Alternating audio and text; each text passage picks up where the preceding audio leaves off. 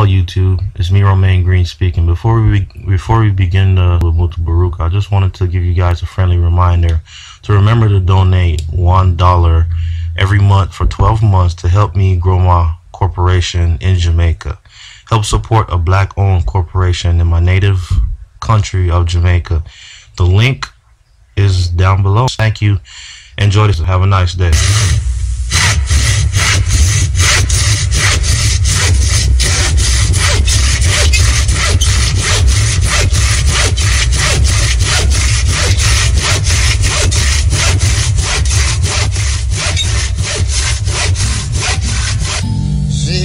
Listening to your radio,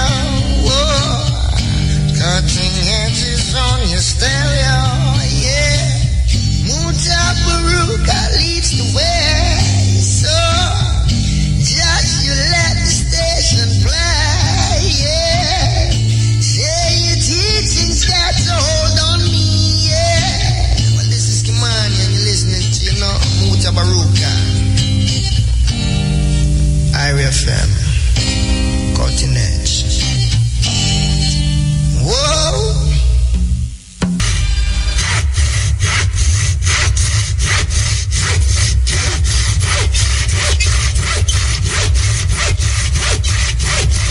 Cutting edge with Mutabaruka.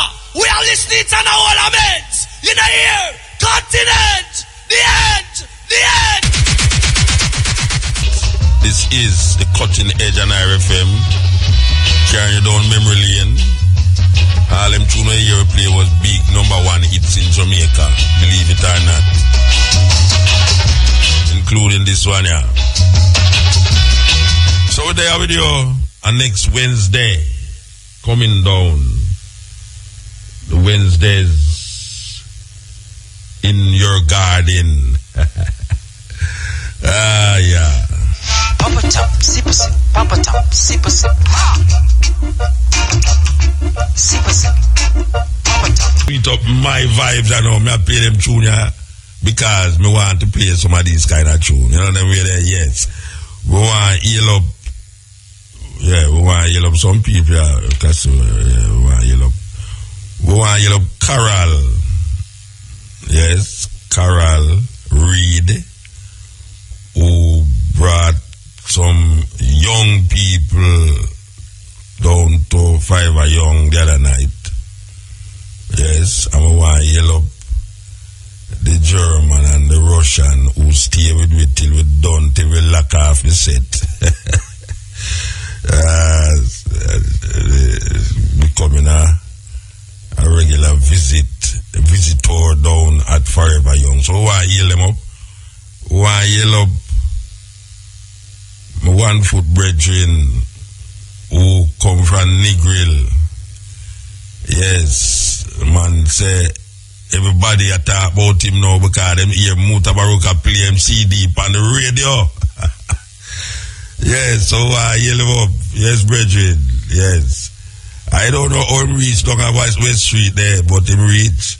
And I know it's not what him come from. I hear it's all Negril too. I hear it's all Negril too. But we want to yell him up still.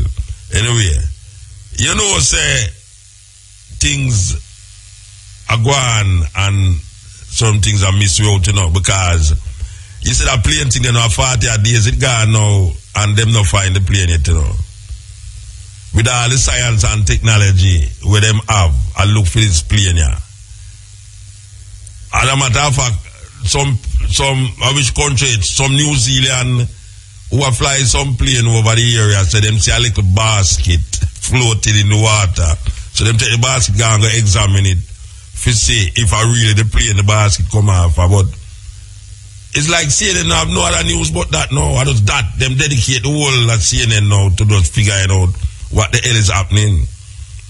I still try to figure it out too, but I now figure it out. I don't have to figure out nothing, you know. And I still don't figure it out. The plane. Under the water there's somewhere, maybe it's all a little highland and eat it, so with some people will breathe out oxygen and breathe in carbon dioxide. Maybe it's a little place, maybe it's a little Atlantis. You know, them have a story about this them have a story about Atlantis, and people actually believe it, you know. There's an island under the sea named Atlantis. People believe in a mermaid too, half woman, half fish. People believe in a Neptune. People believe in a Zeus. People believe in a Jesus Christ. People believe in a all sort of thing. But a plane missing. And it's 40 days now, this Malaysian airline can't be found. And there's a lot of theories that is hovering around now. Conspiracy theories abound about the plane. Maybe some alien from outer space took the plane away. Maybe somebody, people living under the sea, that grabbed the plane from out of the sky and dry it underneath the sea there, and the people them is quite okay under there. Or just maybe, the plane landed at Ian Fleming Airport and was made invisible. But we know these things, if it don't rectify, we will continue. As I'm going to talk about them could all look for the next 2 years. If I see that, I'm going to talk about all the next 2 years, I'm going to look for this plane now. Wow. Big thing. Anyway, this strong is this Friday, Saturday, Sunday is a Monday. I never ever remember say Easter in a Rasta. Believe you me, no, I never remember say Easter. But you know, nobody now stop me from playing my tape when I go play last week, you know. You could have talk a little more, you know. And tonight we know we're going to cut off talking if it get away, you know, because we want to play this John Henry Clark tape. Our office of the Jamaican people, they must hear. We play this tape years ago. We are talking about maybe 10, 15, I don't remember. Some years ago we played this tape here. We want to play it back. It's not Black History Month, but you know, our History Month is Black History Month continuously. We want to play the tape tonight. We want to talk to Maxine Store. Yeah, I don't know if you know, you might have known or not known that there will be a march. Ganja March. This march is from Mandela Park to Sir William Grant Park to Trenchtown. We want to talk to Maxine Store. She's part of the organizers of this march. And this also is the time when we look into, well, early next week is the time when Emperor Haile Selassie I came to Jamaica, 1966. And this also remembering the Coral Garden incident, Bad Friday, well, we talk about Holy Thursday, Bad Friday, Easter Saturday, Easter Sunday, and Easter Monday. And you know that every year Rastafari, Brethren and Sisters come together to really don't make this thing come out of the memories or the memory of I and I, Brethren and Sisters.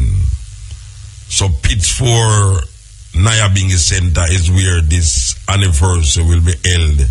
Friday and Saturday. That is in St. James, Granville, St. James, Pittsford. You know, so we're going to be down there as we usually do at that time of the year. We are always there. So, it's two things in the Rastafari community that we know taking place. One is this march for the ganja, supporting the ganja. And also the Coral Garden anniversary, the anniversary of the Coral Garden incident that took place in Coral Garden in 1963. That took place. And then we are going to also play this tape. Now, I am very surprised to realize that it's only I alone that carry this news about the Queen. It make me sound like me in some wilderness. Why am I feeling like I am alone in the wilderness? This is supposed to be a big news that the Queen is not the legitimate Queen of England based upon our bloodline. This is now documented and is in England. Why is Uncle Ayalona said? I don't understand this. Make somebody go call me and say, Muta, where get them foolishness there from? We actually played your part of the documentary last week where the investigation lead to a next family in England. The Queen is not the legitimate Queen according to this documentary that is placed there in front of us. I don't hear nobody else has said. Anyway, maybe. And last week I was talking about my mother, and it was my mother first I hear tell me these things. I don't know if 10 years from now, 5 years from now, somebody I going to say, but me did hear Muta say that thing from about 5 years ago, you know. That's how it always be. It is always like that when it comes on to the cutting edge and the things that we say on this program. 5 years down the line, I want to say, well, you know, say, Muta, remember that tape the way they play from 5 years ago? I want to play it back, you know, because we just get some information. Oh, me don't hear nobody mention this thing about the Queen and her illegitimacy on the throne of England. Because we know of these stories, you know. We know that no Queen or King of England could marry to a Roman Catholic. You think so them people don't have them prejudices and all these things? Because when Henry VIII Anglicanized England, Roman Catholicism was a no-no, the Pope was a no-no, and you could not marry into the royal family as a Roman Catholic.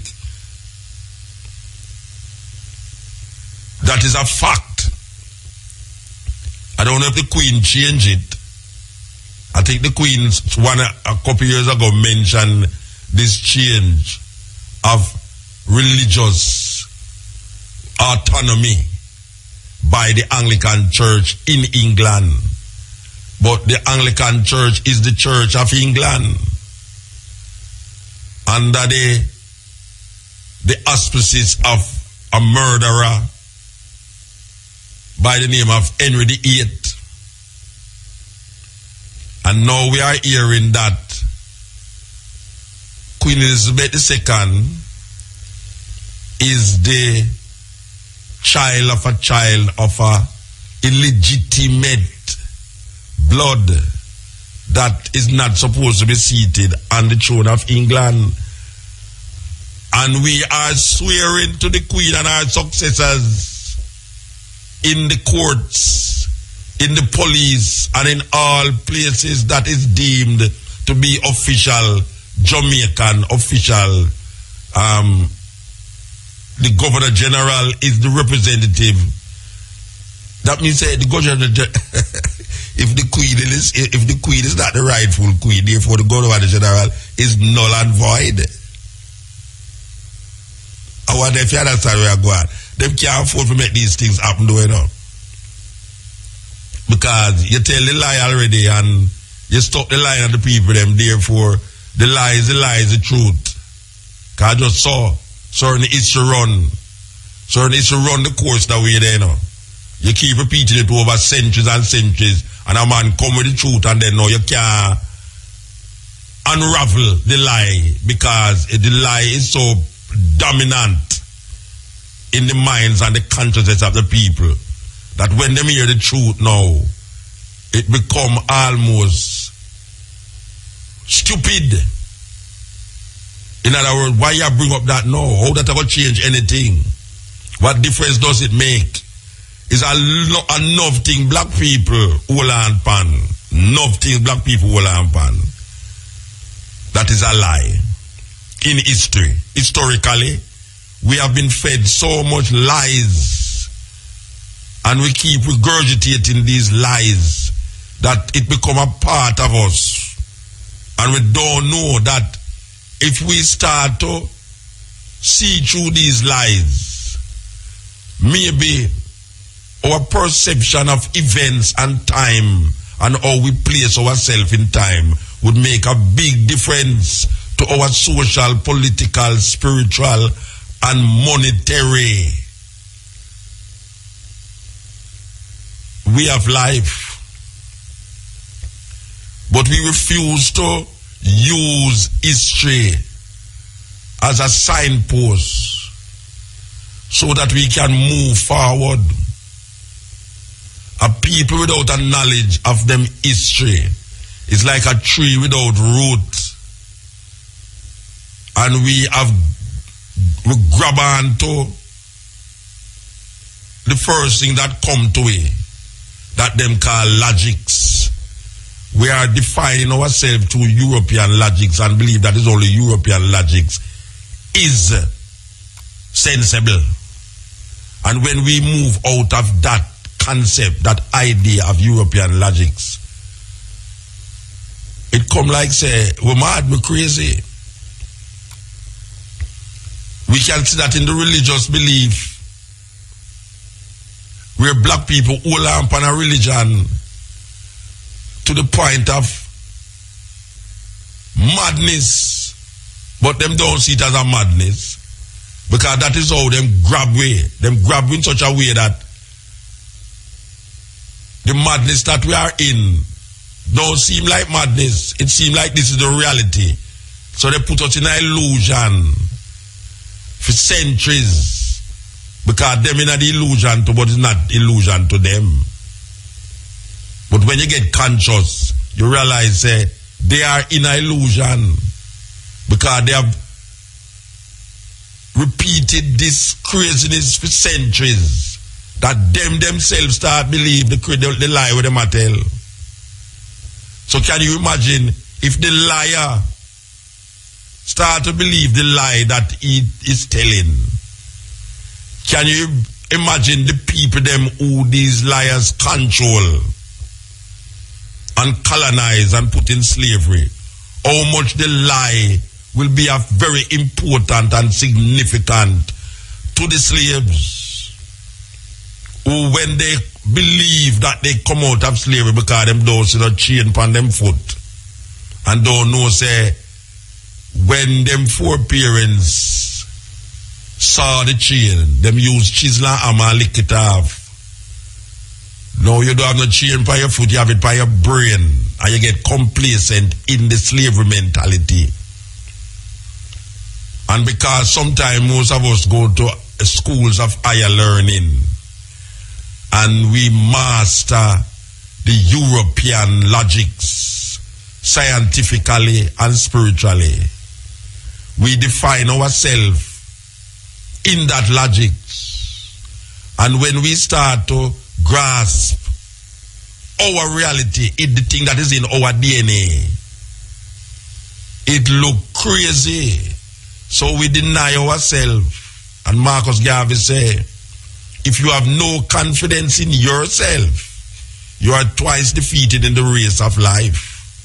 In the race of life, Marcus Garvey said life as a race, meaning Usain Bolt, no mean black and white.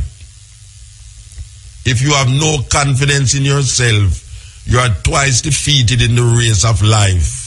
But with confidence,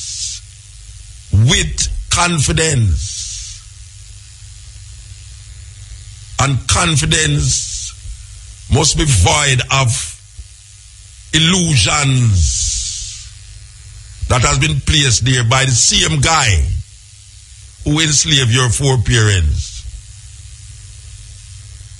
and your fifth and sixth parent also. So we use their ideas and concepts and see through their eyes, through their spectacle. So the world view that we have is not one of our own making, but is one of the colonizers' making. And we are colonized to the point of irrational thinking. But we don't recognize that irrational, because what is the normal thing to do in this colonization was abnormal to us in our world that we live in. Because it was not logical. Things that we now accept as logical was not logical in our space and in our time. Certain things just run crossway. Black people, we're in a serious mess. Very, very serious mess. We are confused. Very confused. We're a confused people. And you can see that by your television every night. The confusion that black people in now. When you look on your television, you see it. And you recognize how deep. You recognize how deep the confusion is in the minds of the people them. All you have to do is look by your news 7, 8 o'clock at night and you see how deep the confusion is. Some people now come out of it. You could attack a little more from now till thine kingdom come. Some people now go see the relevance of understanding what took place in history so as to move them in a next direction. Because when we go to school and when we go to church, it is there to maintain white supremacy. The church and the school is there to maintain white supremacy. You are there to maintain a certain level, a certain status. It's a terrible thing. It's a terrible thing.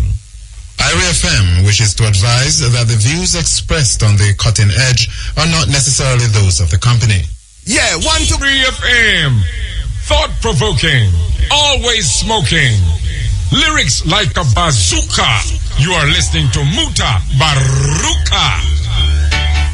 Yo. Since the other day, we have been hearing a lot of meetings going on about ganja. We hear of the ganja farmers in Westmoreland, and we have a group here that had a meeting at the conference center anticipating the legalization of ganja. You know, the government says that this year ganja will be decriminalized in Jamaica. We see that a lot of man get old for ganja since the other day. I don't know if them don't know, say the ganja is still not legal in Jamaica. I don't want to misinterpret the whole thing, you know. The ganja not legal still, so police look like them a clamp down, anticipating that people believe that and now planting and feeling more free to deal with the ganja. But we have a ganja march that going to take place this weekend here. At the same time when they call it Easter. And on the phone line with us is Maxine Store, one of the organizers. It's one of the organizers, I must say. Tell me. Yes, well, yeah, because I'm doing organizing work. So all right. Organizer sounds appropriate. All right. So when is the march, by the way? The march starts at 10 a.m. on Sunday at Mandela Park. And then we go to St. William's Grand Park, across Spanish Town Road to Trenchtown, to the Culture Park there, what's known as the Vin Lawrence Park, but we call it the Trenchtown Culture Park for a rally. Yeah. That kicks off at 2:20 and goes straight into the night. As you know, the 21st is the 40th anniversary of His Imperial Majesty's visit. Yeah. Yeah. So there's a Trenchtown, Nyabingi Center, just up First Street. Yeah. Brother Ras Bama. So there'll be a fire lighting, you know, going there. And then at 4:20 on that day, as you know, 4:20, for us it was an auspicious weekend with Coral Gardens. Yes. Anniversary on the Friday and His Imperial Majesty's visit on the on the Monday. And obviously it's layered over the whole Easter situation. So Sunday now, we picked up on that date as an appropriate date to, bring up this march. And then we found out that it's a worldwide ganja legalized day.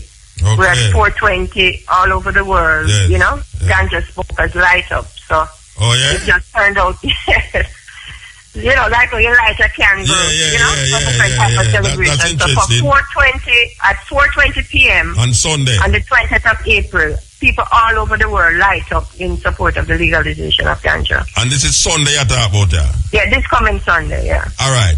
So now, tell me exactly the genesis of this march. Why now and what it's supposed to be doing? Well, actually the whole march idea came up out of the conversations that have been happening, as you were describing, about ganja in Jamaica and the legalization. And it actually came out of some early meetings with the Ganja Growers Association. Yes. When Hunter Bonnie Wheeler was approached by a couple of the persons from Canada. Yes. Because, Canadian market is the leading market now, also driving the conversation in Jamaica. Yeah, because they want to import some from Jamaica and they might do it from Jamaica, etc. And also, I'm hearing also that Uruguay is also looking to, to do that. So from, a lot of things that happen in Jamaica happen because of external forces, Mm-hmm. So this external export market now is driving the conversation that is happening overall, but specifically for Jamaica because of the opportunity, to develop its industry. Not just the exporting of the ganja out into these markets, but also the importation of the medical tourism market. Okay. Because these, I was just in the grill last weekend where about 20 or 30 medical marijuana activists from Canada were actually at a retreat down there. And this was their second year. Mm-hmm. So you can see how important that marketplace will be for, Jamaica as well. Yeah. All right. I remember years ago, Bonnie Wheeler led a ganja march. I think it was from downtown to Mandela Park. I don't know if you remember that march. Yes, I wasn't involved at that time, but Bingy Irie Lion, who all over the world. Yeah, but say global movement means if them catch you in a certain state in America, global movement, you're gone to jail, said we. Yeah, well, not at that moment, right? I mean, from my observation of the history of the Light Up campaign, I have not seen anyone anywhere in the world. So they had it before? No. Yeah, man, they've had it for years now. This is the first time Jamaica will be linked with it, But like I said, looking all over the world, there's a respect between the authorities. Yes, and because it is recognized as an advocacy day. Okay, all right. So this is this Sunday coming up. The march start at Mandela Park. Go down to 10 a.m. At 10 a.m. Go to Arthur Tree Road. Go straight down to Slipen Road, and go down to King Street, where it's going to make a tour, a detour from Grand William Park, West Queen Street, Spanish Town Road, past Denham Town Police Station, past Maypen, and go up on Cali Smith Drive, right? Right there. Okay, right there. All right. So, and then, so we're looking for major resolutions. And like I said, we know that the government is, you were describing before. Yes. Everything will be a transitional space from one to the other. Yes. And within that transition space, you're going to get all kind of things, But what we're trying to do with this march is to edify the community beyond incorporating the smoking, but taking that stigma away into the industry. That's what we're focused on. Yeah, because people must understand, say, well, I don't have people, but I want to say, without sounding away, that I think smoking is the worst thing you can do with the ganja, believe you me. I think that there is more benefits out of it than the smoking of it. That is well, I mean, the reason why we're focused on the smoking is because of the stigmatization. Yeah, for the rest because, as you know, the issue of the plant is so beyond. and it has been, how you mean it, like clouded Yes. by the smoking. So it's not anti-smoking, Yes. but it's pro the other aspects of the Definitely. earth. You That understood it that needs there's to be other released things. and its energy, Yeah. released back in the earth. Yeah. All right. Give thanks, Mama. Give thanks. All right, bless up, Muta, and thanks for the time. Yeah. Blessed. Blessed. The lady then tell us the 420 thing. You see the origin of them come up with this 420 thing and motor. In the US, when police have a code for every different charge where they can stop a man for. So when them go up on a murder scene, them call upon the thing and them say them have a 187. When them all a man is ganja, the code for the reader is them have a 420. Okay.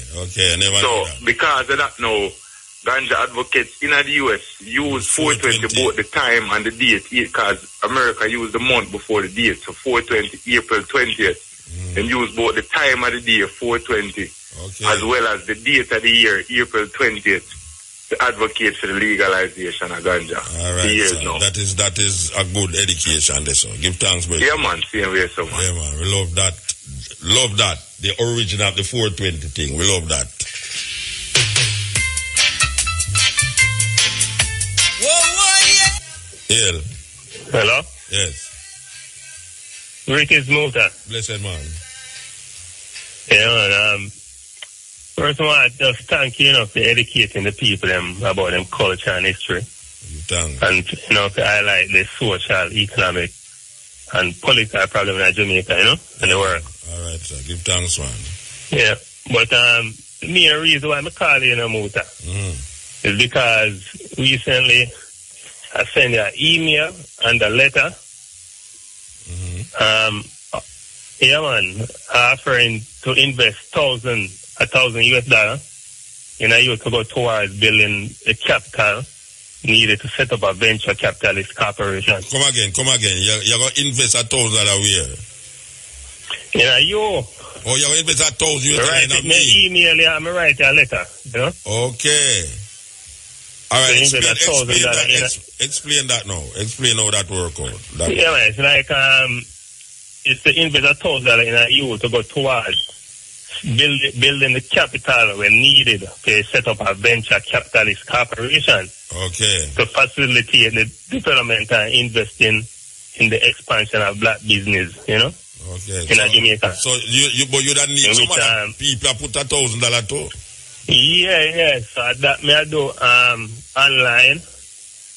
I try to get your listeners them to join in, because if like 1,000 of your listeners then want invest $1,000 that's $1 million. $1 million that? Yeah.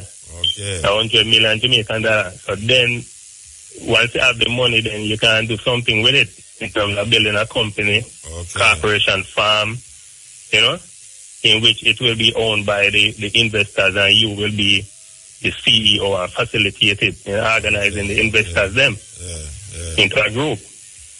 It sound good. The idea sound good, but $1,000 is $100,000 Jamaican, I don't know. Yeah. I don't know how much. But we are mostly target is Jamaican and with the overseas, like US and Canada and England, Well, continue the journey and see, because now that you put it on the radio now, maybe, I don't know, maybe 1,000 people out there listen to it and don't say, yes, tomorrow, man, them ready. I don't know. Yeah, but it have to get your endorsement and say if like 1,000 a year listeners come and endorse it, to say you're willing, email you are willing to invest in you. Well, of course, then you will take it forward, man. If me have $100 million at my disposal for work for black people, trust me, it's going to work for black people. $100 million, you're going to try to see it more than where the government and look for the IMF that. You understand? Mostly on YouTube, them have 2 channels where broadcast the program, and them have over 5,000 subscribers. You serious? So I'm mostly on that channel on YouTube, I put it forward, to 5,000 subscribers on the channel? Yeah, man. They have 2 channels, man. One have 2,000, one have 5,000 subscribers. Which one of the program them are subscribed to? The whole of your program them on YouTube, man. Just type in your name and you say. No, I know, say somebody program them on YouTube, but that's interesting that you tell me these things. Yes, so them me that target in terms of getting them together. How far you reach with it? Me don't know that. Me tell them to email you, but me don't know if you check your email. I don't get your email. I don't receive your email. You know. Where the email? Where the name? You know. Where the email name? You know. Me? Yeah. You know, Clive Watson. Well, me have to go back and look at my email because I don't remember that name there. The irfm.net email, man. No, my email. If you put, watch your man. That's not my email, Rasta. That's why I not see it. Yeah. And let me get off my website so that the email me I use. Man, you have to call the operator and make sure you give you my email. So let me get the email because I put you out online. Online, I'm going to put it on the people. Oh, you're going to put me email online? To the people, I'm going to put it. So you put it online now. It's no junk mail you don't get, It's a problem, that to me. Yeah, then that's why I use the IRA email. So if you check the IRA one, then you can see it. But me not see it. You dep on the IRA, moot@irafm.net email. I have to go look then. I have to go look. You know, I'm sending you a letter. You know, receive a letter. You know, say. You mail you a letter, you know. Which part you send it to? To the Orchard's office. All right, I have to go check that out too. Over 3 weeks, around 3 weeks, I'm mail it out. But it's just 2 days, me don't it kind of, me check it out. If it's there, me get it. Trust me. If it's there, me get it. Yeah. All right. But that it sounds interesting way I say, it sounds very interesting. It sounds very interesting. I could have never run from that. Yeah, I think something if you have 100 million disposal, you can set up. And you say you have 5,000 subscribers on the YouTube channel and listen to Stepping Razor, Cutting Edge. Yeah, man. 5,000 subscribers to a channel with us broadcast Stepping Razor. Give $1,000, man. YouTube, do be a channel. Them supposed to can't get $1,000, man, because that's supposed to illegal too. So they're supposed to pay $1,000 for that. But I think most of them are wait for the silence to hear you end that it, the program. Okay. Yeah, man.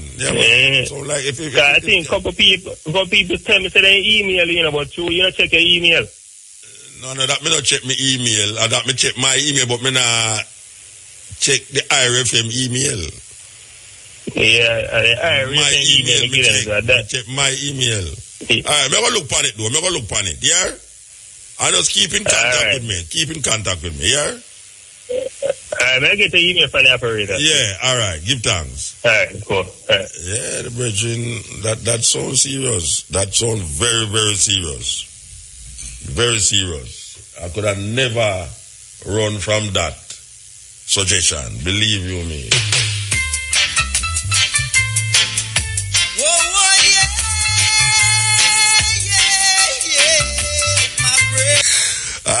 Sir. Well, I saw it go. Money I have to make, what you mean? And if I saw the money I have to make, it I have to make. And through this program, all right, make you know say that. But make you say this now. We're going to play this tape here. We were supposed to play for last week. You understand? I want you listen.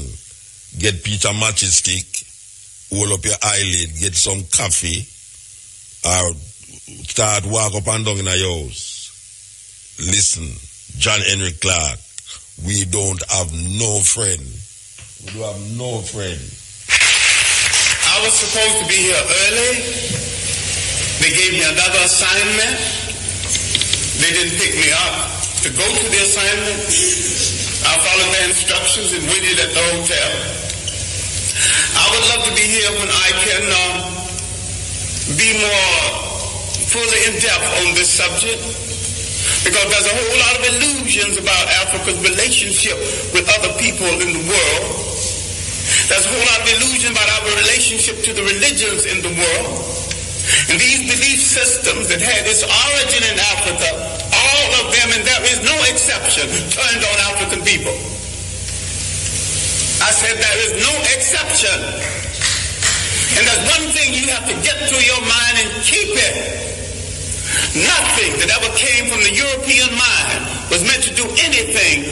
facilitate European domination of the world. And I said there's no exception.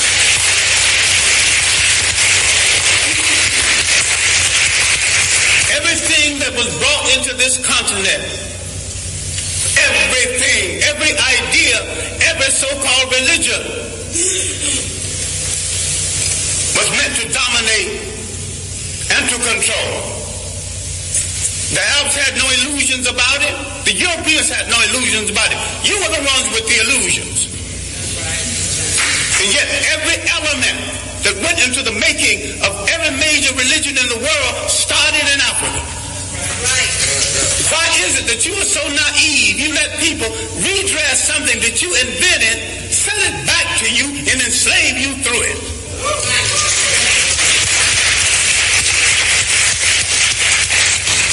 I'm saying that all organized present religions are male chauvinist murder cults. And I say there is no exception. Well, I wanted to be here early. I wanted to deal with our relationship with the people of the world and the fact that we created peaceful nations that had no word for jail because no one had ever gone to one. No word for old people's home because no one ever threw away grandma and grandpa. No word for orphanages. We did all of this. And over half of human civilization was over before we knew that a European was in the world. Before he wore a shoe or lived in a house that had a window. Now Africa has always and still is the prize for the whole world. We as a people have always been the world's richest people, culturally rich, mineral rich. We have always been the prize because we have always had and still have something that other people won't, think they can't do without, and don't care to pay for. Because we have always been the prize, we have been under siege for over 3,000 years. Nothing that ever brought into Africa from the outside was meant to do the African any good. That means all other religions. Islam was the handmaiden of Arab imperialism. Christianity was the handmaiden of European imperialism. The Hebrew faith was the handmaiden of a concept called the chosen people. Now, if God is kind and God is merciful and God has no stepchildren, he won't choose one over the other. And to say he chose some people, you're making him a bigot. And to say that he endorsed enslavement of one people over the other, you're making him an accessory to murder. The Arabs used Islam to rationalize their slavery and their imperialism. The Europeans used Christianity to rationalize their slavery and imperialism. Who are you kidding about friends in the world? Damn it, if you want a friend, look in the mirror.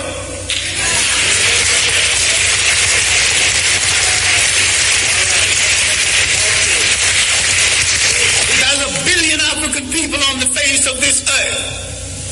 Why are you buying third-rate junk from third-rate people thinking you can't make it?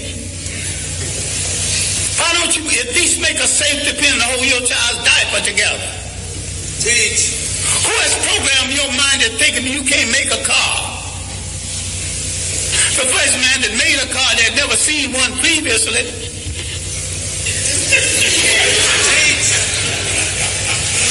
The Japanese bought cars, bought locomotives, broke them down and studied them, and had a Japanese technician produce each piece, put it together, and had a much better train than the one they copied from. All knowledge in the world belongs to everybody in the world. Yes. Who has programmed our mind in assuming that we cannot run a nation and run it well? The main thing imperialism did, slavery and imperialism, they removed African people from the respectful commentary of history. And they tell them something they are still telling them and all of the organized religions are guilty of this. I favor none of it because Africa didn't need any of it. I'm saying that African belief systems, properly understood, is 10 times better than Judaism, Christianity, and Islam. And better for the African. Now you might have some romance with one of these religions. I have no romance with any of them. I have a romance with reality and truth. And the chips can fall where they may after I tell it. As for friends, you have had no friends. When they discovered you, they began to prey on you. Now let's look at our relationship with Western Asia, mistakenly called the Middle East. For 3,000 years, our greatest enemies came from Western Asia. They were trying to avenge the fact that they were once African colonies. You read a book called When Egypt Ruled the East, and you get some of the basic information on this. Now, the first visitors to Africa came in the 1700s BC. These were the people who would later be called Hebrews. Now, black people are ticklish on this because black people think that everything in the Bible is true. I question the intelligence of anyone who thinks everything in the Bible is true or supposed to be true.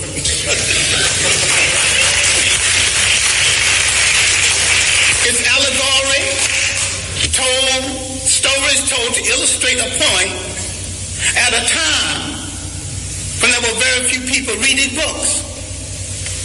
And most of what went into the making of the Bible was copied from Egyptian texts. Now, if you want to get so dewy-eyed over the Bible, which is a carbon copy of a carbon copy, why don't you go back and read the original Egyptian text?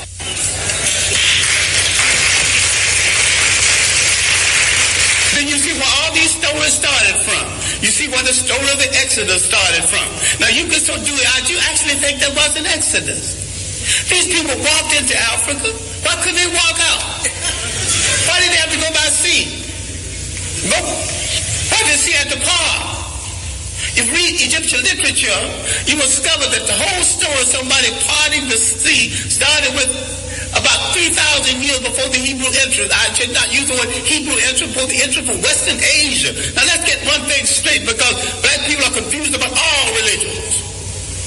Now, I'm not against any religion. I'm a very spiritual human being. I just don't need a preacher to preach no 10 Commandments to me when he's a backslider going with some other man's wife. I'm intelligent enough to pick from the 10th Commandment, not commandments anyway, but they were omissions of purity at the great school at Luxor, the great African training school. All right, now, let's get into this Western Asia. I'm saying that the people who came from Western Asia escaping famine did not have any Hebrew faith when they came into Africa. And there's no record of a Hebrew faith before theirs. Why is it that when they left Africa in the so-called Exodus, they had all three? African culture, an African religion, and an African language. Now look at the origin of the so-called people you now refer to as Jews. And you're mistaken using that reference because the word Jew is of European origin. And the people in Europe who call themselves by their name have no relationship to the biblical people of the Hebrew faith. And I'm saying that the people we now call Jews entered world history with their visit to Africa. And when Africa was invaded, 1675 BC, instead of joining the Africans who had been their beneficiary and saved them from starvation, they joined the enemies of Africa. No one has ever returned any favors to us. As a people, we have always been hospitable to strangers, mostly the wrong strangers. And what we have to understand now, in the period of superior brainwashing, is there is no European answer for African problems. Either Africans find a solution to African problems solution, and if you don't find a solution soon, you go back into slavery.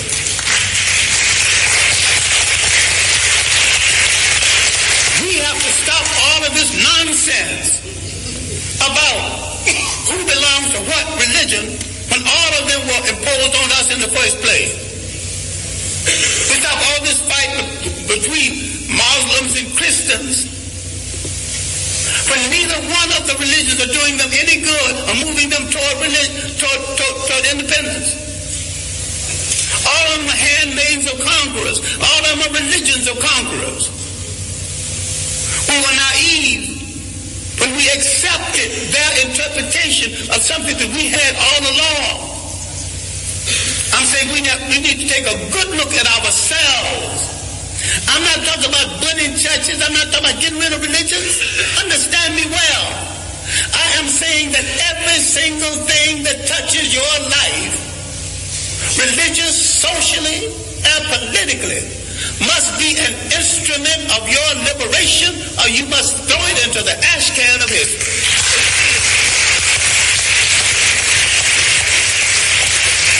Develop a liberation Islam. Yes.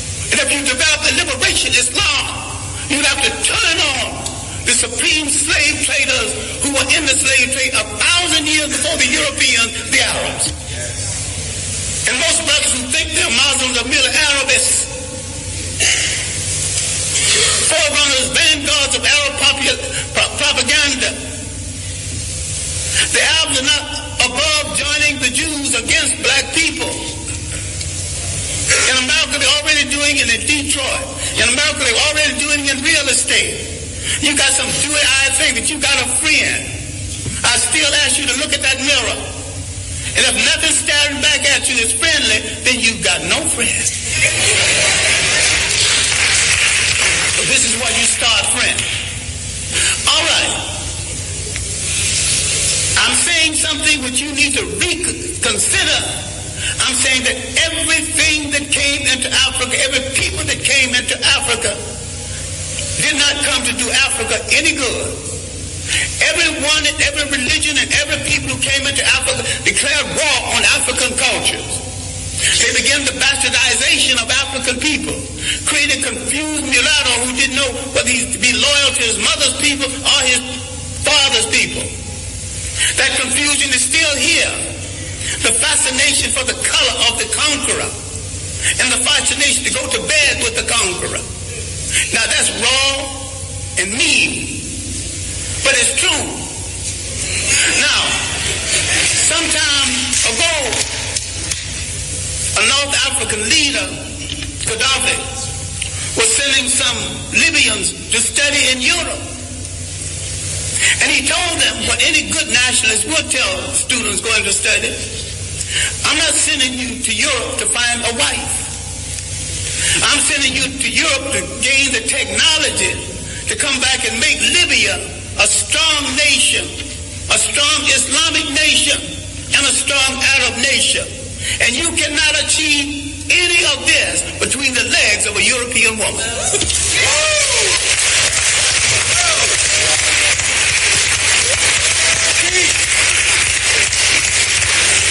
When is somebody going to get strong enough to tell Africans going to school, you're going to come back home and pair up with a sister, but if you want to pair up over there, stay over there.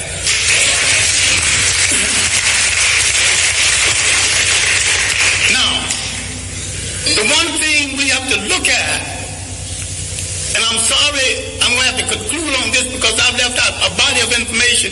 At the university, I teach an entire course, semester course, on Africa's relationship to other people. And I devote several semesters to Africa before Europe, the consequences of the coming of the Greeks, who stole a lot that they think is their culture, stole a lot that you think is Greek philosophy. We've been the victims of propaganda. And yet, if you read the Journal of African Civilization, other works, we have lived in Europe, we've lived in Asia, we've lived in the Americas. The African people have already proved that they can get along with different people, amalgamate their culture with different people without one hint of a war between us. People who come into Africa immediately declare war on African culture, standards of beauty, standards of conduct, and change the African concept of theirs so they can rule through him. This was true of the Greeks, who began the bastardization, again, the European bastardization of Africa. The Western Asians had begun it 3,000 years before that. The Romans, a bunch of well-dressed thugs who could write well but couldn't think, who borrowed practically everything. They laughed at the Africans' concept of Christianity. The African was practicing and not giving it a name. This is why you don't know nothing about the African origins of Christianity. This is why a whole lot of people will not read Ben Yakinen's The African Origins of the Major Western Religions, Africa, Mother of Western Civilization, a Black Man of the Nile. REFM, thought-provoking. 635. Yes, this is the Cutting Edge on RFM. We want to continue the journey that we start with January Clark. Very hot, I tell you. Very hot. But we want you look me hungry, yes, marketplace, who is providing us with food in the night, you know, is the only raw food place in Jamaica. You understand what I say? It's the only raw food place in Jamaica. While others may have raw food, but them have something else. This place is the only raw food place that I know of in Jamaica. So heal up and some ras.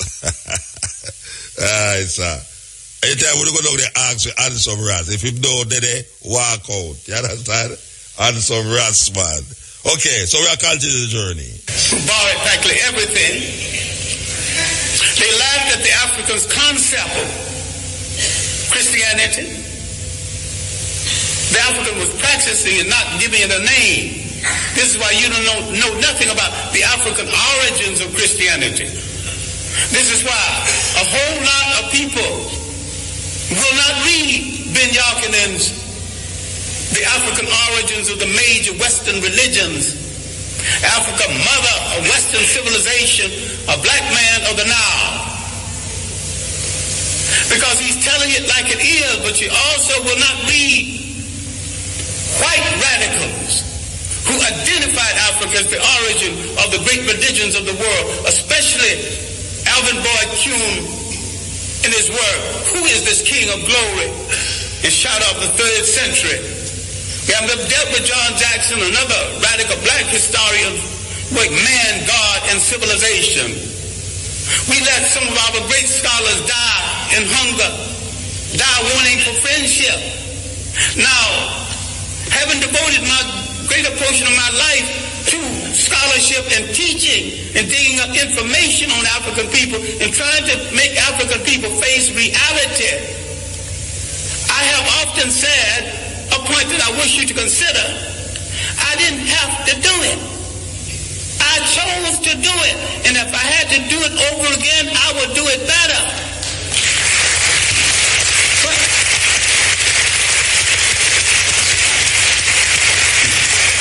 I have a lot of talent other than the talent to teach and to research. I've never met a rich man who had a better mind than me. So if I wanted to succeed as a rich man, I could have done that. I never met a crook who wasn't a fool. I could have been a good crook if I chose to be a crook. I chose to be a teacher of African history. I chose to look in the Bible where I couldn't find my people. I started looking for them in the world, and I didn't stop until I found them. And I know why they are left out in the Bible. I know why all the angels are white. You mean to tell me God is merciful, God is kind, and not one little brown or black angel sneaked into heaven? I ain't buying that. Now the Bible that you get so dewy-eyed over is one of the greatest pieces of propaganda ever written. If you want to read the Bible, why don't you read the Bible one day and read Mein Kampf the next day and see the comparison? That's hard on your mind. Because you think if you don't have Christianity, Islam, or Judaism, you don't have to have spirituality. I've got more spirituality after I put all of them down. And I've got more religion after I put all of them down. All right, now let me conclude something that has no conclusion. We have to look at the impact of Europeans on Africa. All impacts have been negative. The Romans laughed at the early African Christians. Finally, for political reasons, they stopped killing Christians and became Christians. I'm saying the Europeans became Christians for political reasons, as the Arabs became Muslim for political reasons, and as the so-called Jews became Hebrews for political reasons. People use organizations for political reasons, and what we get so dewy-eyed and think we're dealing with the truth. If you look at indigenous African belief systems, if you look at the idea when Africans had no churches of any consequence because these fools came here and said, this is the house of God, and the African looked at that church and said, if God who made the wind, the spring, made the ocean roar, and you're going to tell me he can fit into a little thing you call a church? That is no house of God. So some of you had the common sense enough to move away from it, and some had the common sense to burn it down. I'm saying that you are closer to God when the further way you get away from organized religions that are all handmaidens of conquest. The Roman Empire developed during the early period of Christianity. Remember, the Roman Empire started in Africa. It rose in Africa. It fell in Africa. A lot of people need to stop reading some religious books and read some straight history. Without fable, without supposition, without myth. Read straight history. Read the Mediterranean world in ancient times. She's a racist bigot, but her chronology is good. It is a good history of the European trying to move out of Europe into the Mediterranean to find something to eat, to put on that gosh darn awful European food. He has solved his problems at the expense of other people. The slave trade liberated Europe from the depressed economy they had created with the so-called Crusades and through the famines and the plagues. Europe always solves its problems by preying on people outside of Europe. They are in a position right now that they have betrayed true socialism, which was not of European origin in the first place. And some people are confused between Karl Marx and Groucho Marx. I think a lot of people are Groucho Marxism instead of Karl Marxism. They're funny people. And if you think that system started in Europe, no system as humane as socialism could have started among a bunch of icebox people who prey on their brothers for their breakfast. Read Kwame Coatson's work, The History of the Modern World, especially the early chapters. Now, the evidence of Africans in the New World, the evidence of 1,000 years of civilization before slavery, all of this I'm not discussing because there is no time. But when the Romans disgraced themselves in the mismanagement of Christianity, they created a vacuum. Islam moved into that vacuum. The Africans thought that Islam would get the Romans off of their back. They were right. Islam got the Romans off of their back, and the Arabs jumped on their back, and they're still there. Using Islam to justify it. Now, the African military man, because we are the greatest fighting machine in the face of the earth, if we ever discovered this, people going to start running. Under proper leadership, proper inspiration, properly equipped, the black man is the greatest human fighting machine God ever created. If indeed God created it. I think the gods of Africa created it. Once you lose track of your heritage, you lose track of your liberty in this world. The Europeans doing the slave trade not only read the African out of history, they colonized history, they colonized information about history, they colonized image, they colonized the image of God. Who told you Christ was white? He was born in that part of the world predominantly occupied by non-European people. So you should not get into the argument about whether he's white. All you have to say, was he a Greek? No. Was he a Roman? No. But these were the only people partially white in the area at the time. If he wasn't a Greek, he wasn't a Roman, he was one of those other people. You don't have to argue about the shades of color. So far as you're concerned, once you establish he was not a Roman, he was not a Greek, your conversation is over.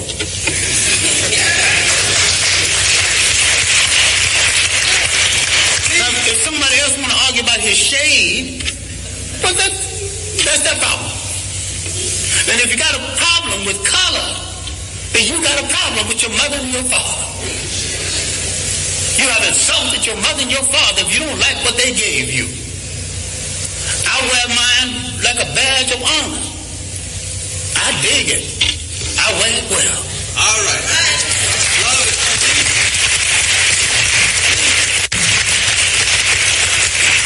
I'm saying in closing, and I am closing, that what you have to do is take a holistic look.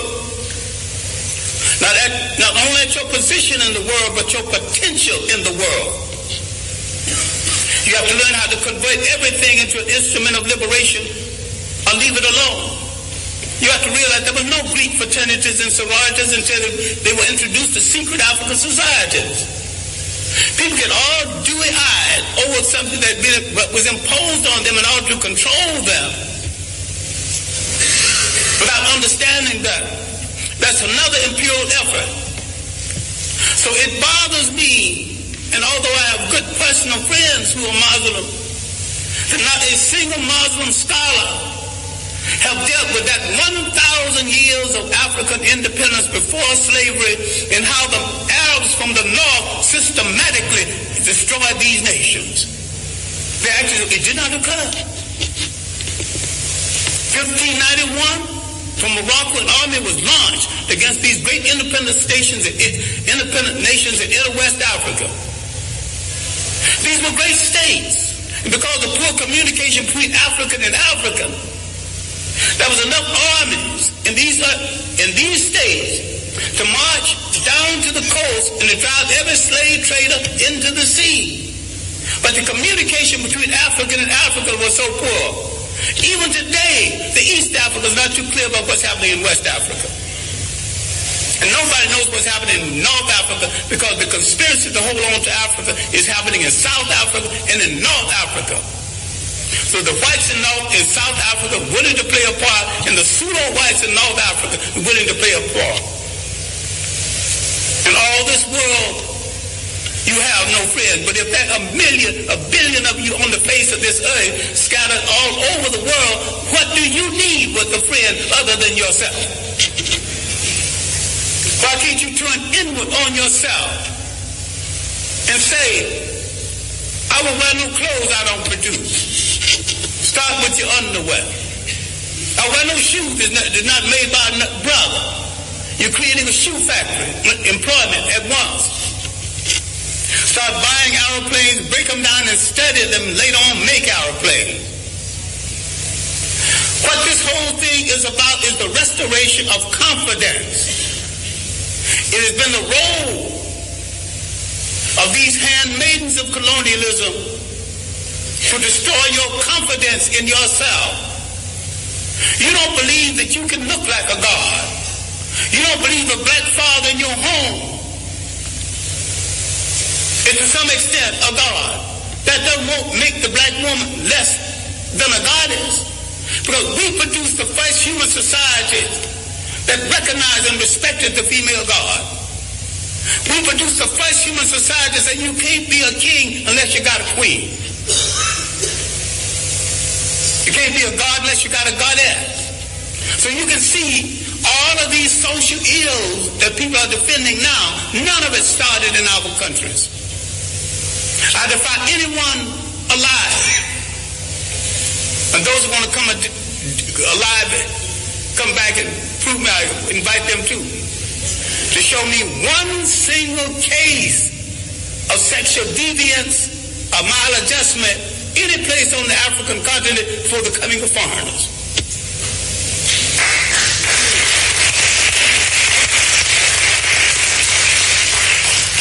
I defy you to show me one case of teenage pregnancy, one case of ill treatment of women.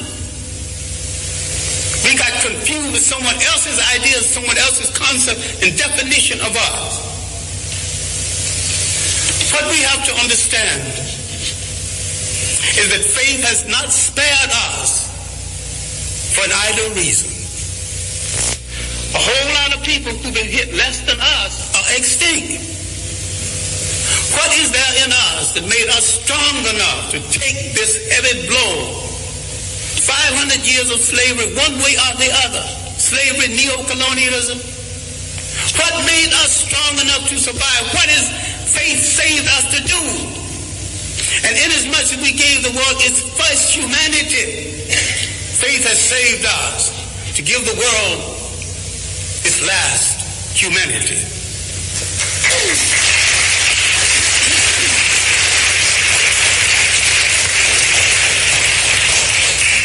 What we have to do is to believe it, to believe that we are worthy of it, and to believe that we are capable of it. What black studies should be about, what black religion should be about, is the restoration of the confidence. And the restoration of the confidence. Yes. We're going past the time, past 7 minutes past 12. Brothers and sisters, this is Chalice. Join us with respect for our national anthem. Let us stand and defend this one. Peace and love. Thank you. Eternal Father, bless our land. Guide us with thy mighty hand. Keep us free from evil powers. Do our life through countless hours. To our leaders, great defenders, grant true wisdom from above.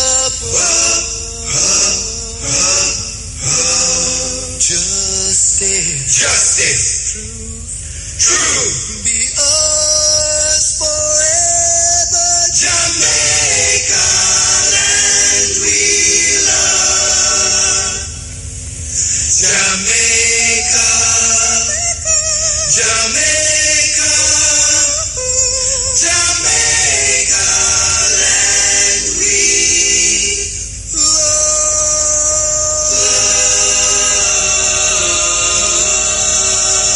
Produce the first human society that you can't be a king unless you got a queen. You can't be a god unless you got a goddess.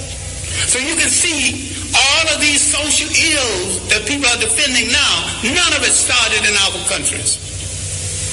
I defy anyone alive, and those who want to come alive, come back and prove me, I invite them too, to show me one single case of sexual deviance or maladjustment any place on the African continent before the coming of foreigners.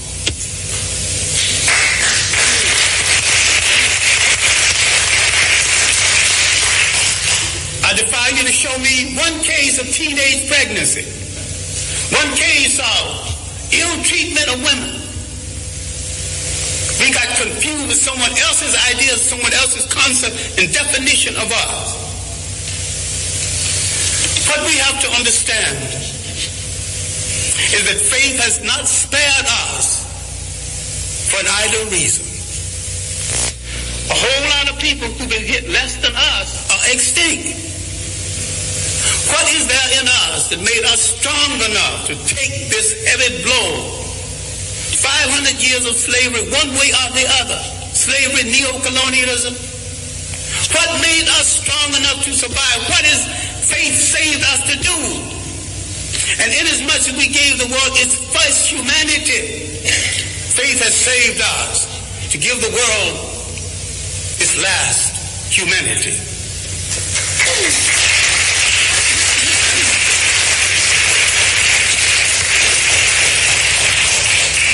What we have to do is to believe it, to believe that we are worthy of it, and to believe that we are capable of it. What black studies should be about, what black religion should be about, is the restoration of the confidence, and the restoration of the confidence that we must rule the state again. There is not an imitation nation, not an independent nation in Africa or the Caribbean Islands. They're all imitation European states. And what we have to understand is that the nation state is stagnant. The African did not live in a nation state, they lived in a territorial state. The African learned something very basic. Cultures have to be fertilized by cultures. People have to be fertilized by the interaction between cultures and cultures. This insecure European tightened his borders. You know, you got a passport to come here? The word passport is not in any African language. The things he invented to restrict himself, he imposed on other people. Once we gain confidence in ourselves, and once we look at that person staring back at us from that mirror and like what we see, and don't move from that mirror until you like what you see.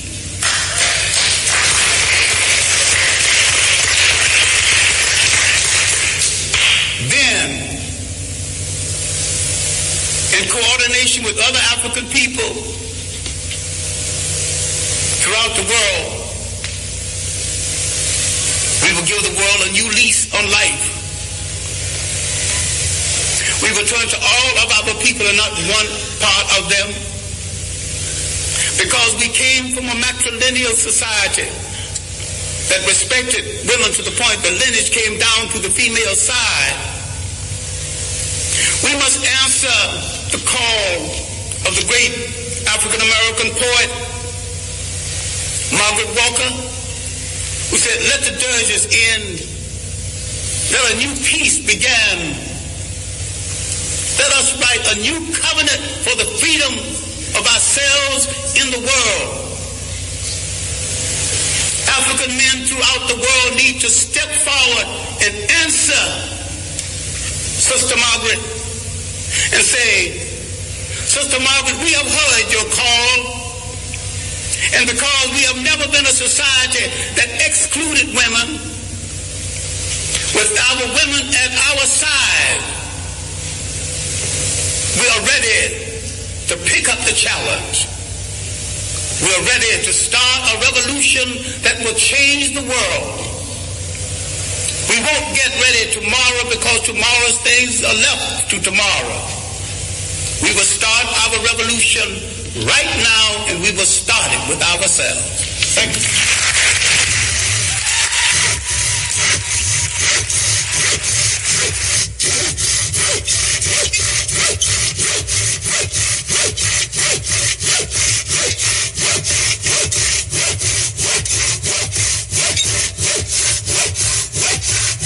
REFM, thought-provoking, always smoking. Lyrics like a bazooka. You are listening to Mutabaruka. Hey, beautiful girl.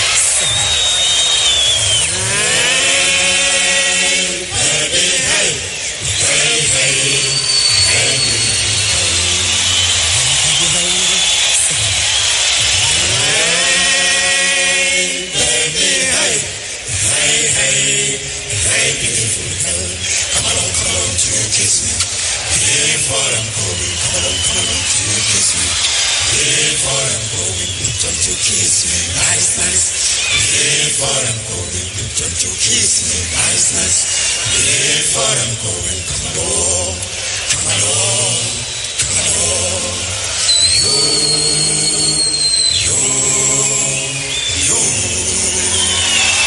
Would you meditate? To meditate, I send a messenger to tell you that I want to meet you at the station. Come along, to kiss me. Here for them going. Come along, to kiss me. Here for them going. Don't you kiss me, nice, nice. Here for them going. Don't you kiss me, nice, nice. Here for them going. Come along, come along, come along.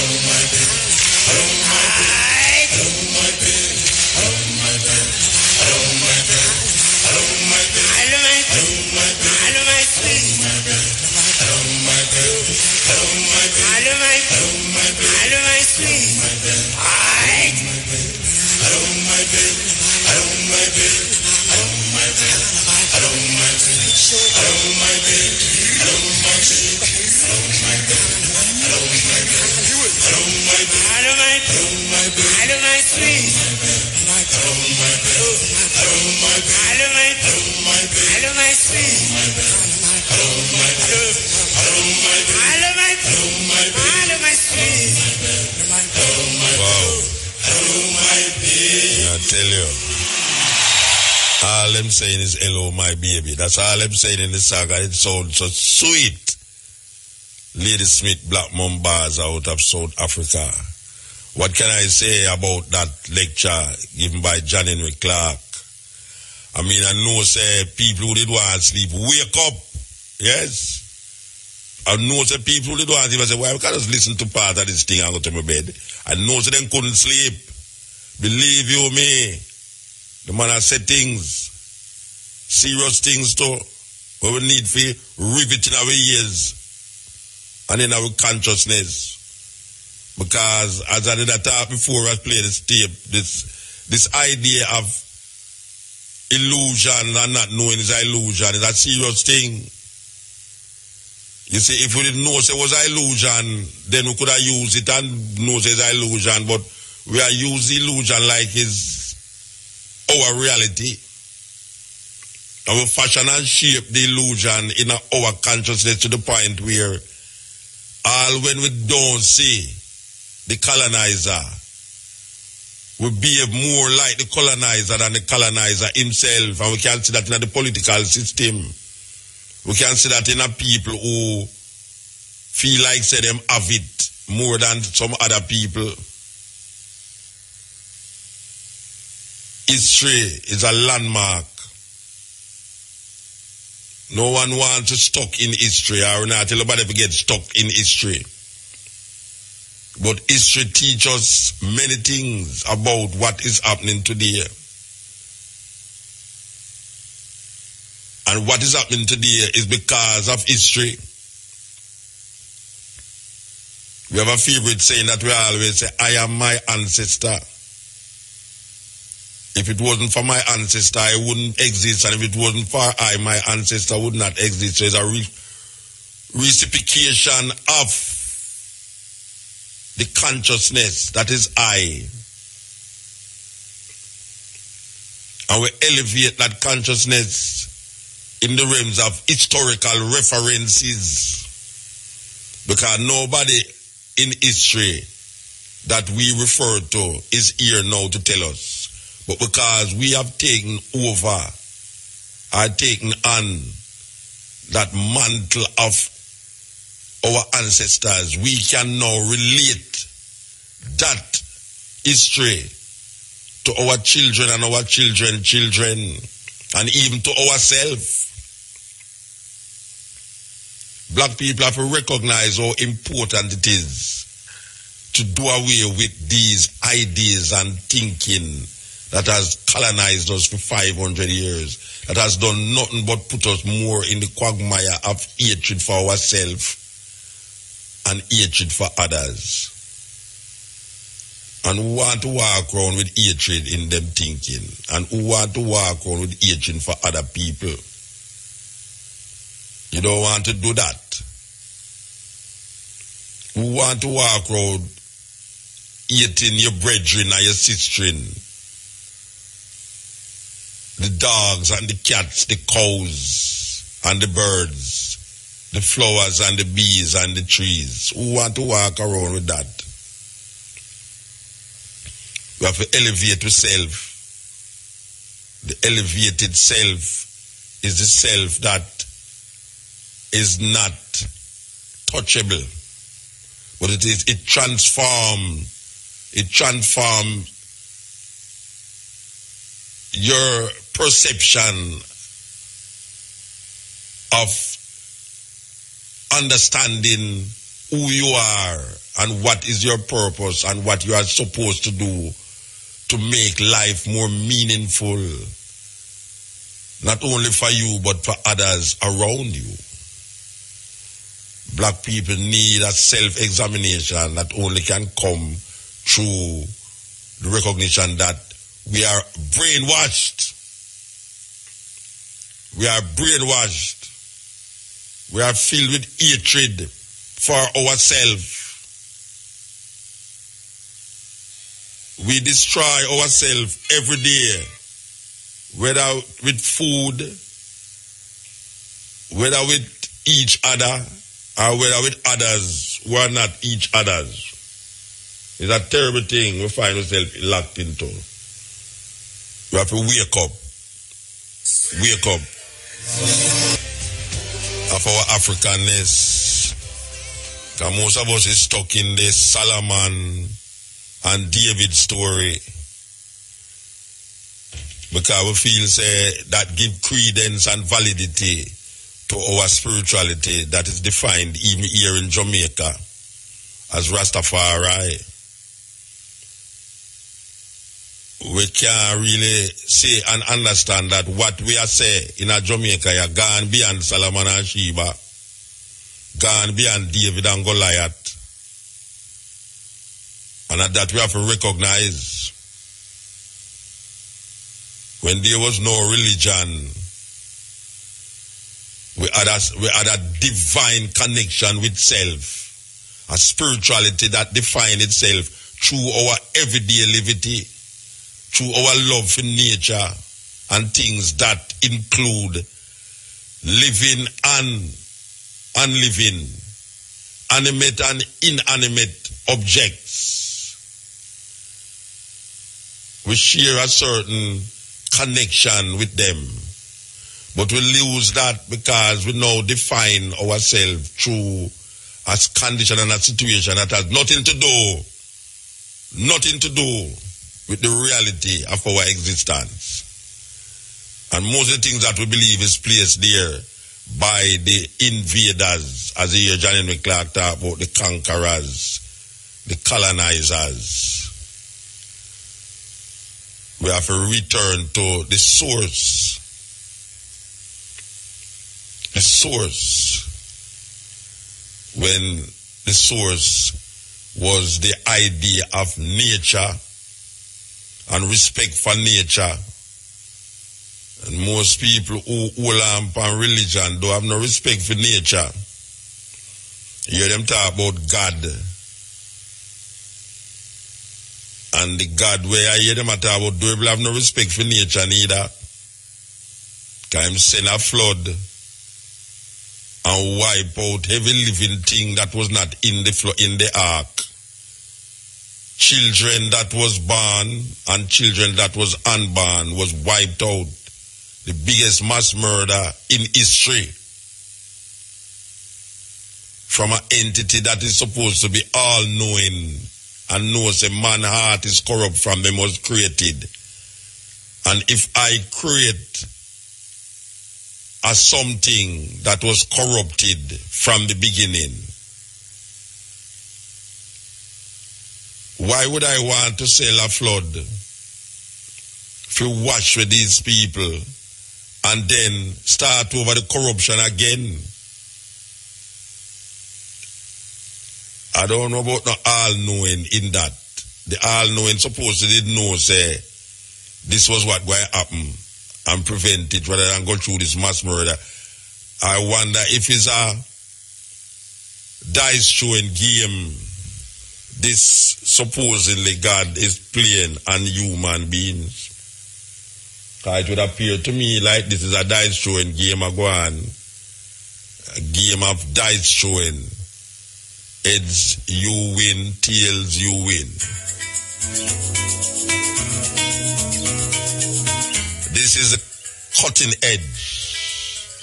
Black history, consciousness, revealing itself. John Henry Clark. Music and reasoning, and that we are work with.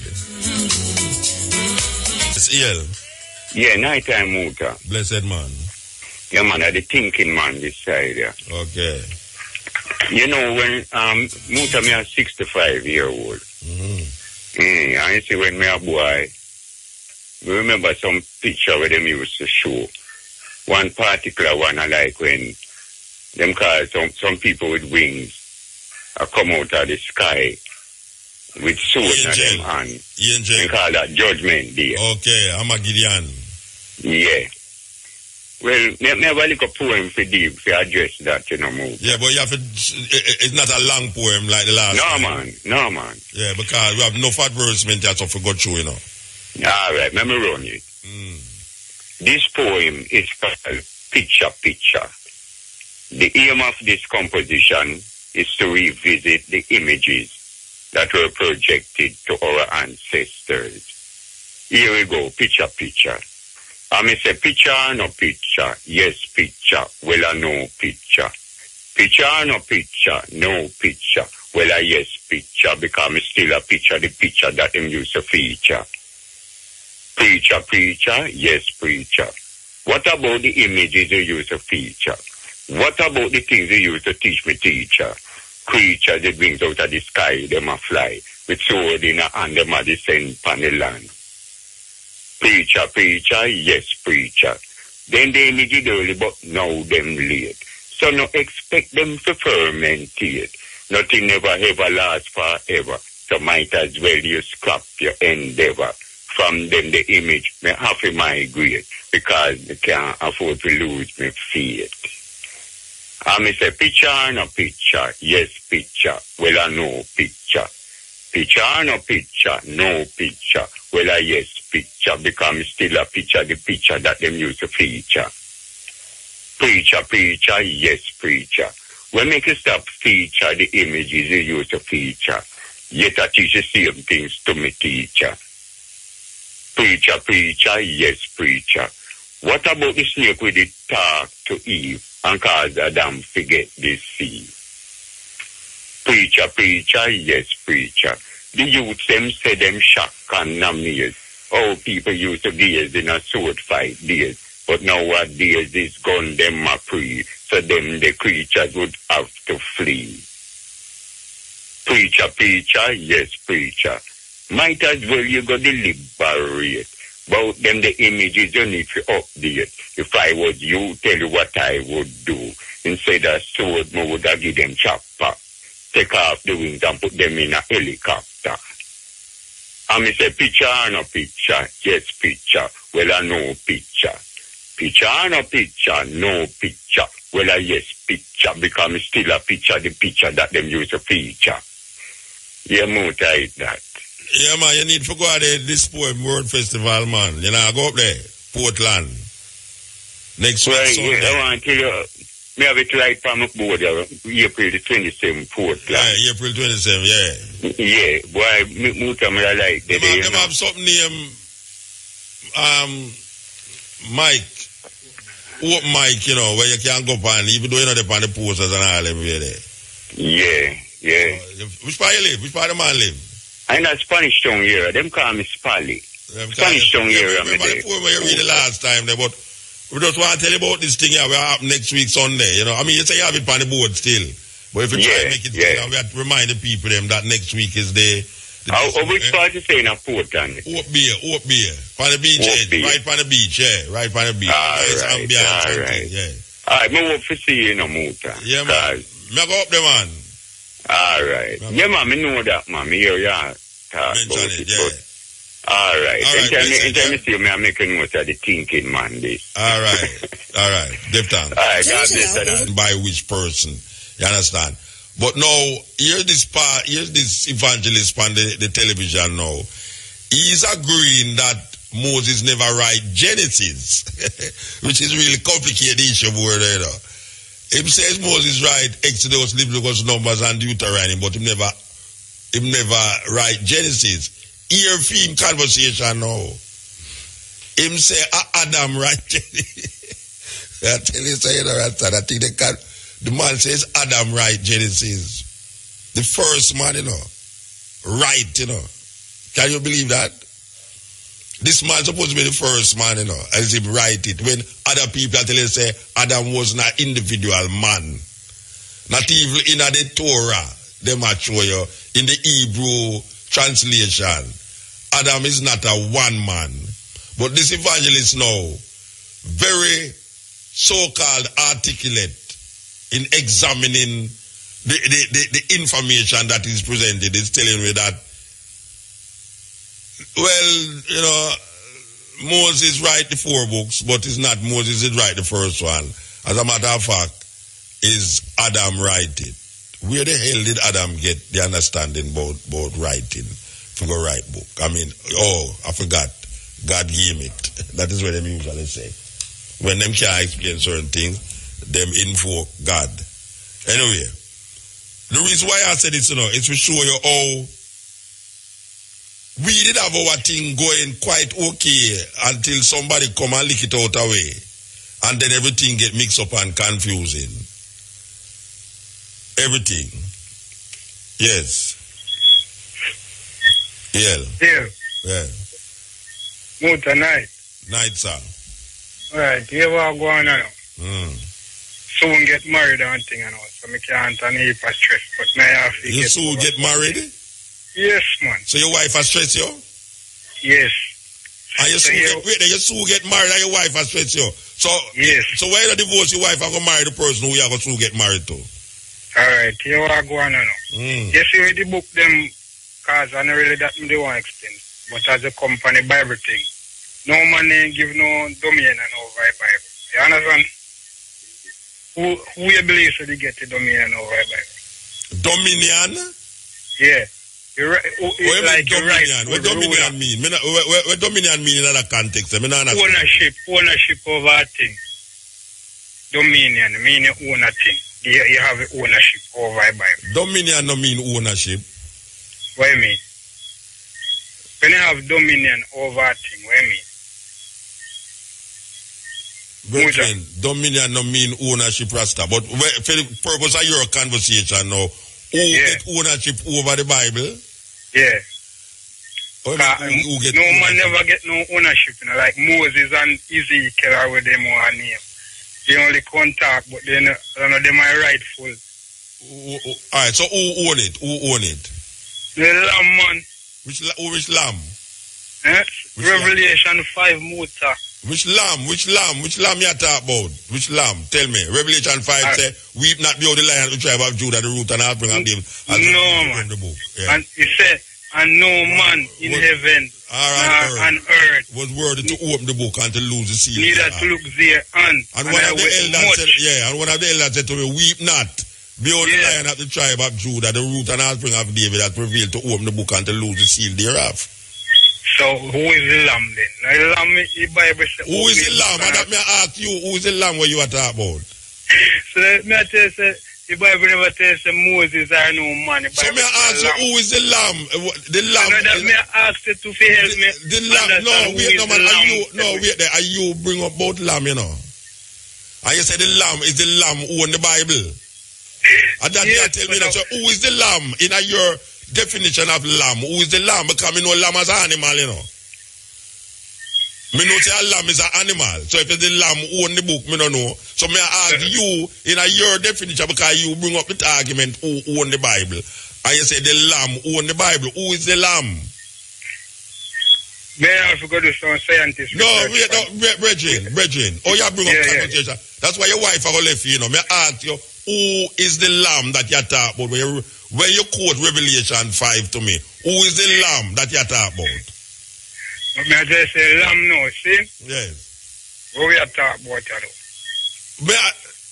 That may ask you to help me out with. We can't help you out because of you are telling me about lamb. Me don't know who are no lamb. Which lamb? Me not believe in no lamb. Me not talk about no lamb. Me not mention. No, you don't talk about no lamb. I talk about Moses and them. Yeah, me tell you, say the preacher say it's not Moses right. Genesis is Adam. And him write the other 4 books. And me I tell you, say, it couldn't even Moses write the 4 book because him attack like the 3rd person. You come up now and quote Revelation 5 and tell me about lamb and who have dominion over who own the book. And me say, me don't know who own the book. Who own the book? You say, the lamb. Yeah, so who is the lamb that own the book? Who is the lamb? That own the book? Yeah. Are you talk about lamb in our brethren? Who is the lamb that own the book? And that me ask you. Man, we have dominion over it. Where name? Lamb? A lamb him name? Where name? Shepherd, man. Shepherd.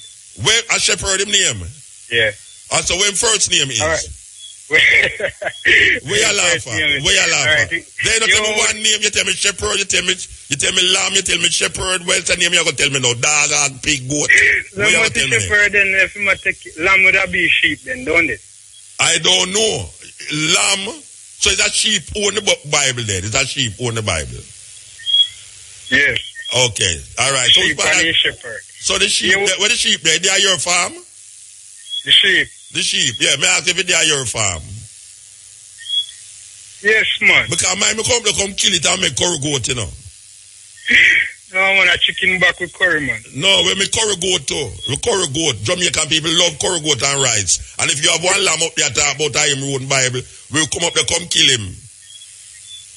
Anyway, we have to move that door because them argument they appear full talk. Yeah, that's why your wife are going to let you know. Believe me, that's why your wife are going to let you.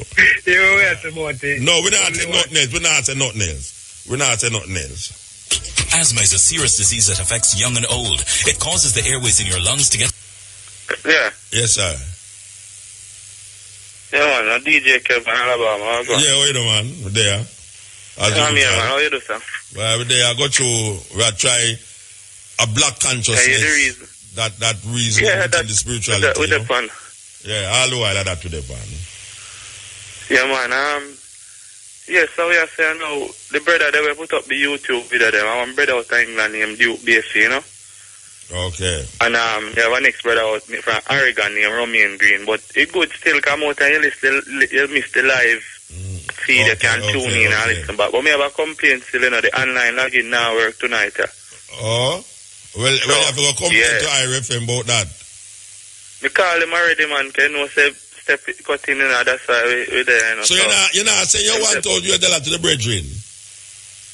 Me see him, I see him on YouTube too. Him have him picture on YouTube? Him picture on YouTube? Yeah. Me see him on one of the videos, them talk about the talk about the thing and say him would contact you, like in a phone call. Yeah, so you tell them, contact me, man. Alright, good. So what I say now, more people to know so what you do is a serious job and it's not easy, you know. It's not an easy work, you know. Because you see when you go out there and you try to show certain people the knowledge, you face a lot of opposition, you know.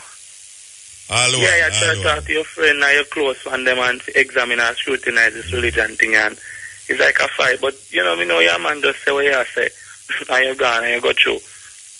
We don't care after them. No, watch out. When me I say on the radio, so no. If a man fire me tomorrow morning, me not go sit down on the street, you know. No, man. You understand? Me not go sit down on the street and me not go beg bread. Because me not eat bread. You understand? Yeah. Yes, unless I'm a brethren go bake a thing and work it out. But me not go in a store go buy no bread. And I say, boy, not one of my seats I sit on the side where I can eat bread. Yeah. We don't need no bread. We don't need no butter. Live like bread alone. Yeah. We don't need no bread. We don't need no butter. I mean, have the biggest bun and biggest cheese, all right? I mean, I eat bun, I mean, I eat cheese. So you must know. Yeah, when I get diabetes, you know. No, me not eat it. I tell you what, me have it there. Me have the biggest bun and the biggest cheese, so I mean, I eat it. I show you a little thing. I have a sister out, a man girl in Alabama. She's nice African black girl, and they make sure when I think them about Jesus. She run me and say, Kevin, no. Me no want hear nothing that guy has to say. You laugh. She said, me you could have stop talk to her. She said to her, yeah, me will stop talk to you too, man. Me will stop talk to you too. What you mean? And then I have a next brethren out at Trinidad. Me and my reason, seeing and me talk to him a certain consciousness. Whole time me and I talk to him, my phone call all done. And I know him not understand it. Alright, you see them two cases now? Couple months after, these two people me I talk about call me and apologize and say, boy, Kevin, we can't believe, say, we never analyze this thing and we sorry. So what them do to analyze it? How them call you back 2 weeks after? What them do to analyze it? Then go research. Dig up that till me learn so much. Till me learn so much things from the both of them now. Till me I say, wow. Yeah. That good. So the change are going in like kind of slow certain way and people thinking we know it's slow because me never did there so. You know. I come here so, you know. So me never did there so. Me nah go tell a man that so me did think the whole of my life. Yes, sir. It's an evolution, it's a stairs just climb, you know. Nobody can say him reach God, you know, or find God. Because God no last, nobody find God. And you can't say why you reach now, therefore. You can't know enough. Journey. Yes. It's a journey, it's a lifelong journey. And you evolve with people understand that. Based upon the information represented to you, you analyze information and you put it together in your head and you say 1 and 1 bring 2. Therefore, I does that. I'm not afraid to tell a man, say, me know not that again, you know, this me now. You understand? So, I'm sure you say 1 and 1 are 11. And we assure him say no, you know, say 2 man, say no 1 and 1, you say 11 man. Yeah, well, idiot people say them fool something there. Because them will try to show them logic why 1 and 1 is 11. You know, it's like some psychopaths there. Business. Anyway, and the black people will have take, moving. Alright, tomorrow we'll be stepping. Master Instant, Uncle Master Instant, my daddy, I listen, so I have to big him up. Alright, sir. You know what's your holiday now? Escape? Yes. Remember, I said we're going there little more from 2 to 5:45 with the stepping razor, the art of war.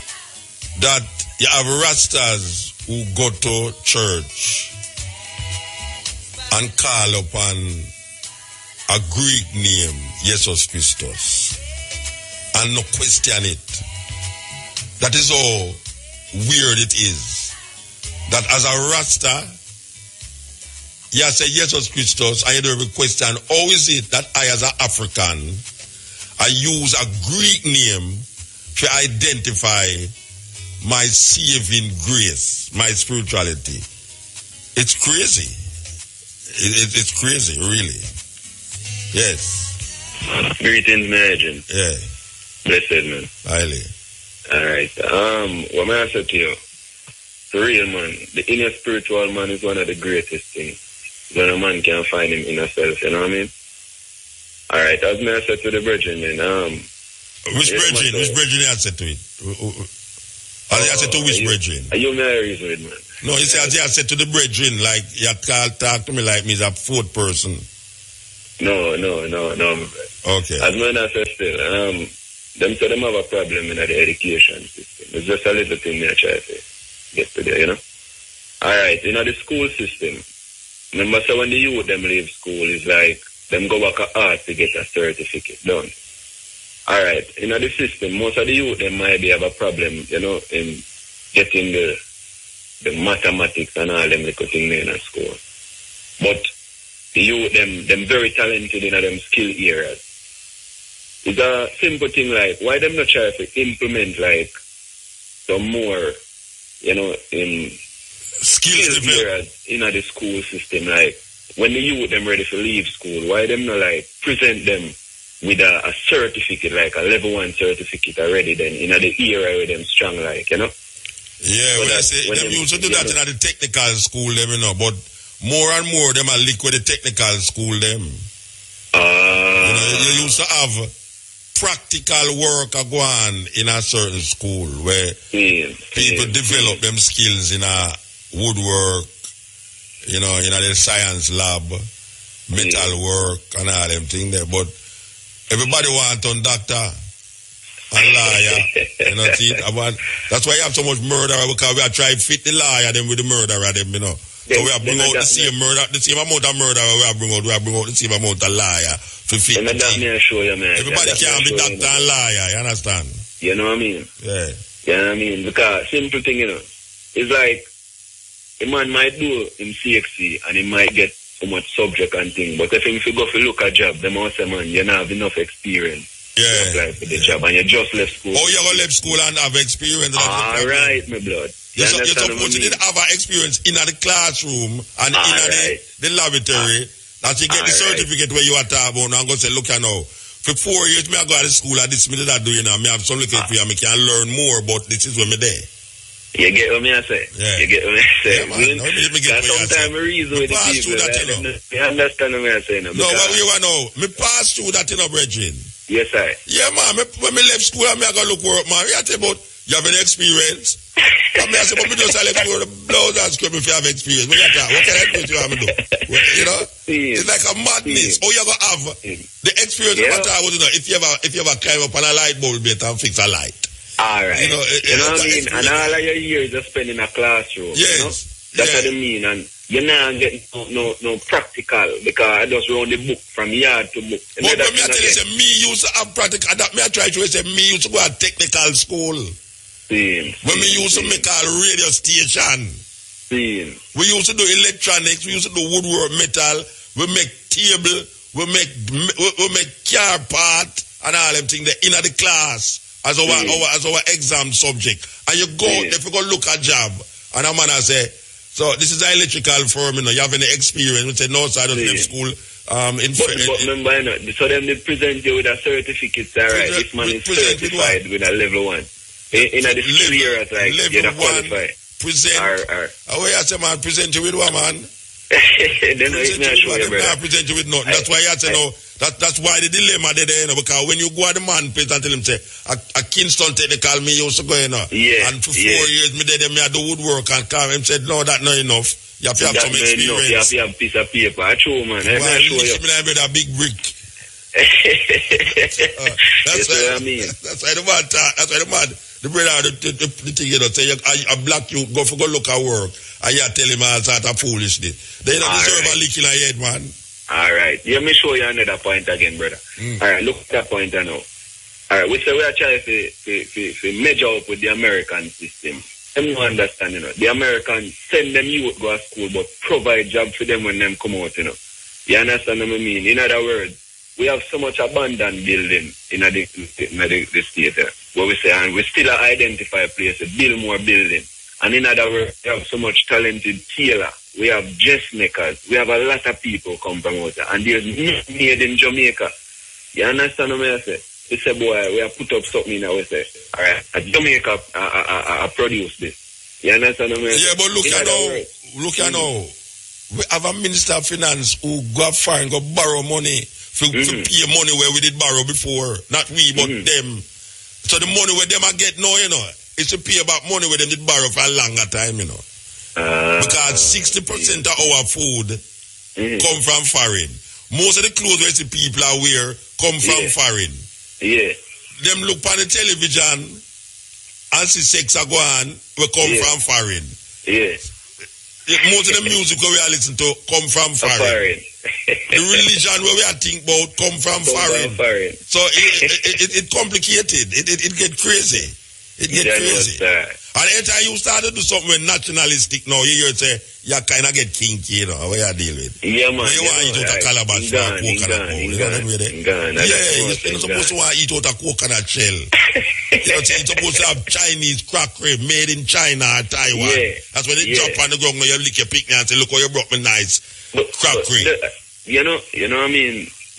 It's like them artificial business, right? Yes. You know what I mean? Too much artificial. At times we wake up and realize, man, and understand where the world are headed to.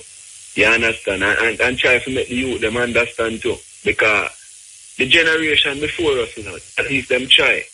You understand? And we come. So what we must can do now is to try to set a distance to the generation where I come, at least make it a little bit easier for them. Because if the cycle keep repeating, brother, and repeating, it just has not back in the same circle. Same way. You know what I mean? And we now really realize and say, yo, make a difference no matter what we are go wrong. That means that it just keep going around back in the same term. You understand what I say, blood? Yeah, you know what I mean? But give thanks, man, I'm blessed here. One up, man. Okay. See it. So we are talking about it now. You are saying. We could go over what we are saying.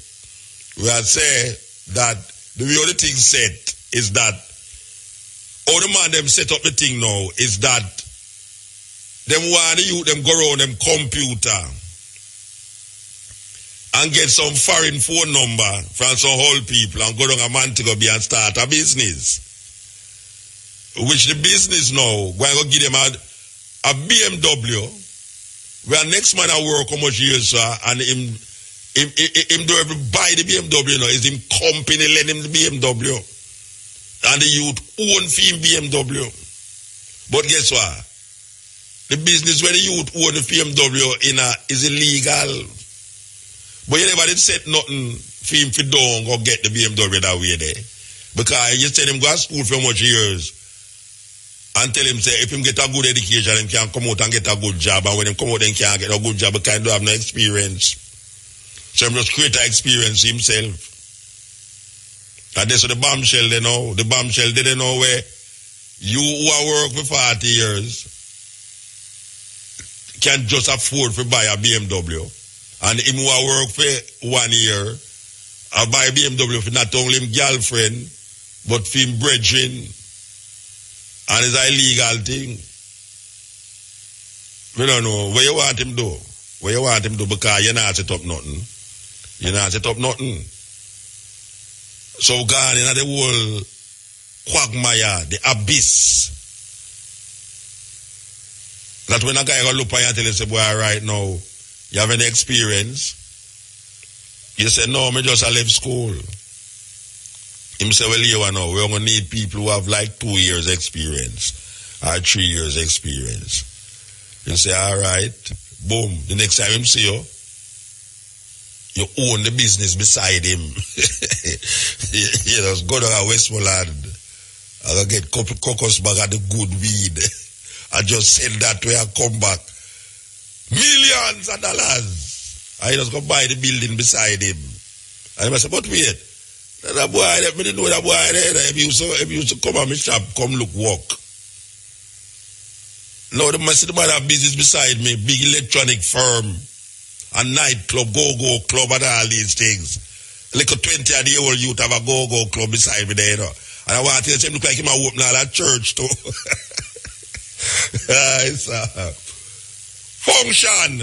And that we call it function. Yeah. Dysfunction and function. What Africa have to play in the progressive movement of our people, African people in this part of the world. Because you see, if we feel Africa, we feel ourselves. And we need some form of direction into an African-centered perspective. Our worldview must be centered in an African-centered perspective.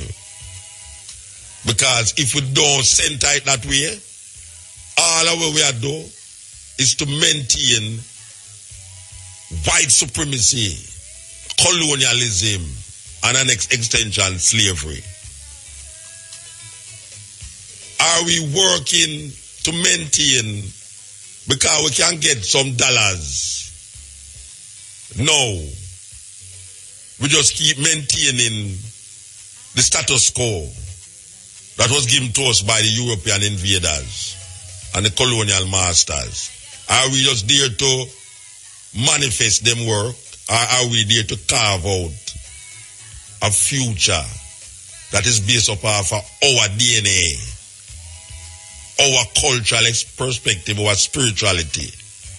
Are we there to just tag along like zombies? Or are we there to create a new person? A new person. A new creation. Yes. Cutting edge. That's up, Mota. Yeah. Well, go on, my brother.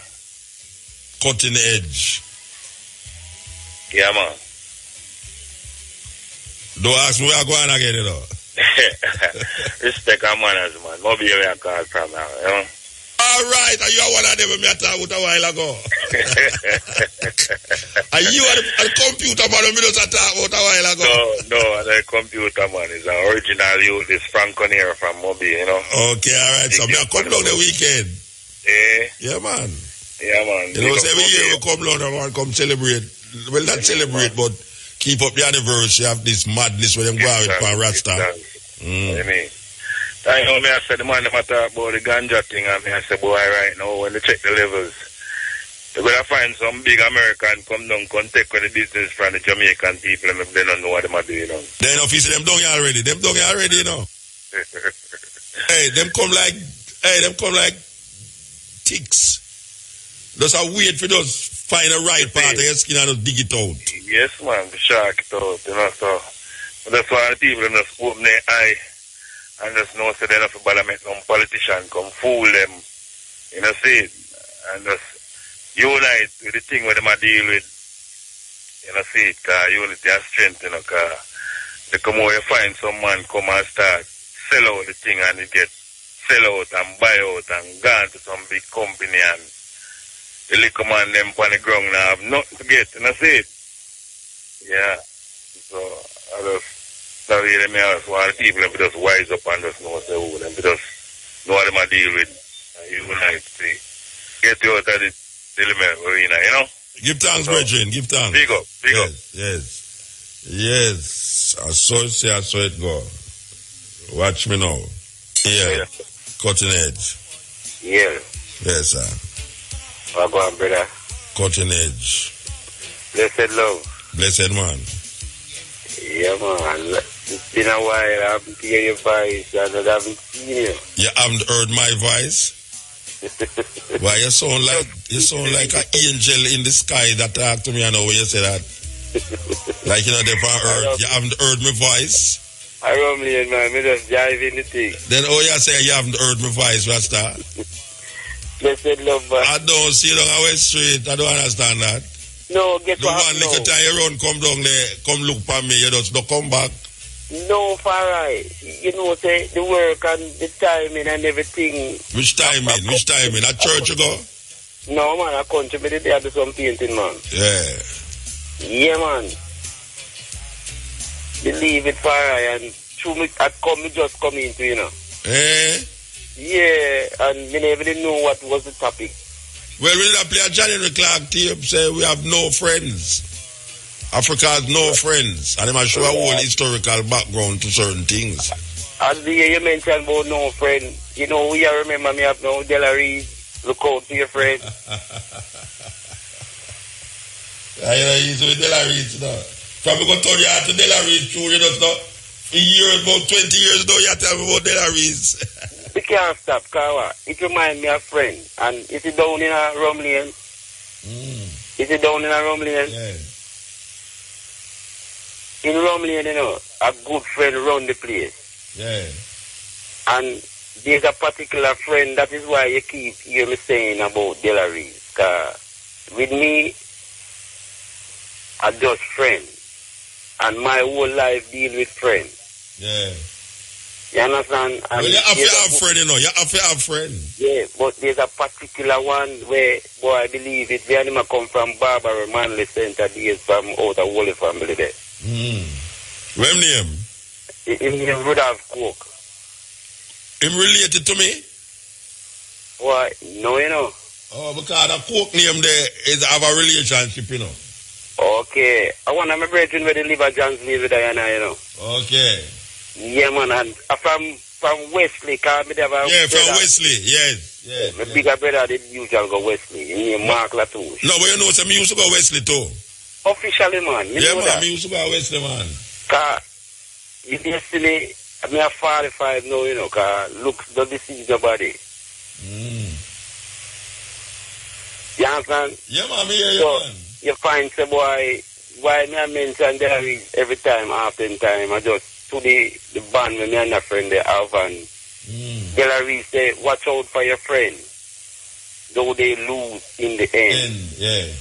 Sometimes they try to make we sin, but what is a man without a friend? That is comment. Yes, exactly. So if I say, never have that in touch with me, because good friend to me is better than pocket money. Well, you know, it's a since me they put you onto that tune there, and every time, there's not one time in history for past 20 years you call me and you don't answer the tune. I want you to turn up your radio loud. Every time, brother. Turn it up loud, because I'm going to play it right now for you. Just bless up Rudolph Cook and the whole Rumbling crew. All right, sir. Them I listen to you. Them I listen to you. Every time, my brother. All right. Take care. For all the people, them, they are Yoban Street, Foster Lane, Gold Street, Maid Lane, Wildman Street, Hanover Street.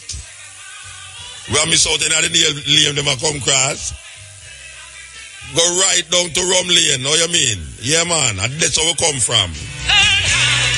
Yes, Della Reese.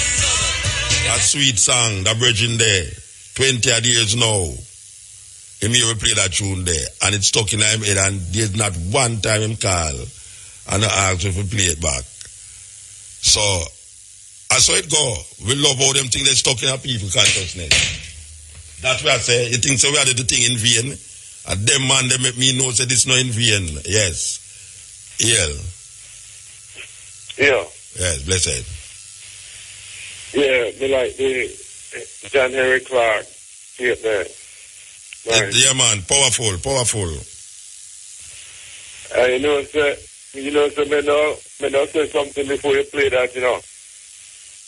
About Haiti. They say Haiti, it remains as an example to us of the slavery and things.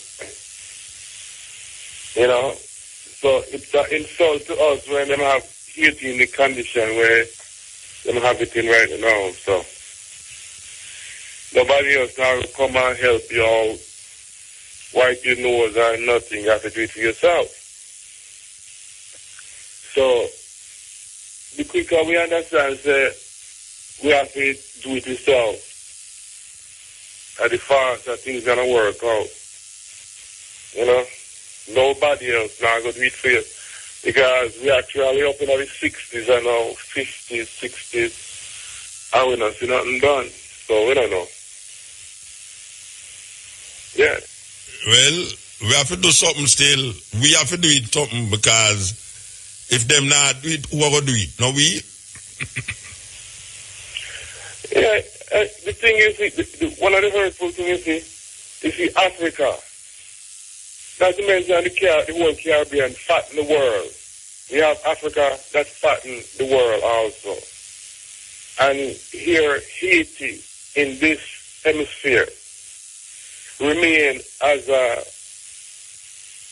an insult you know, an example as to the condition where we're supposed to remain and be in.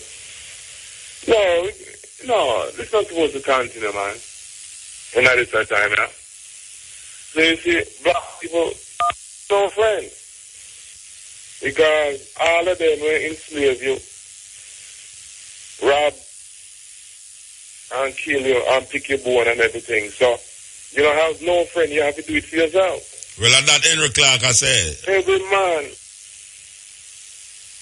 man have to study and find out about the other man, the white man who put you in slavery. You have to study his nature, his very nature.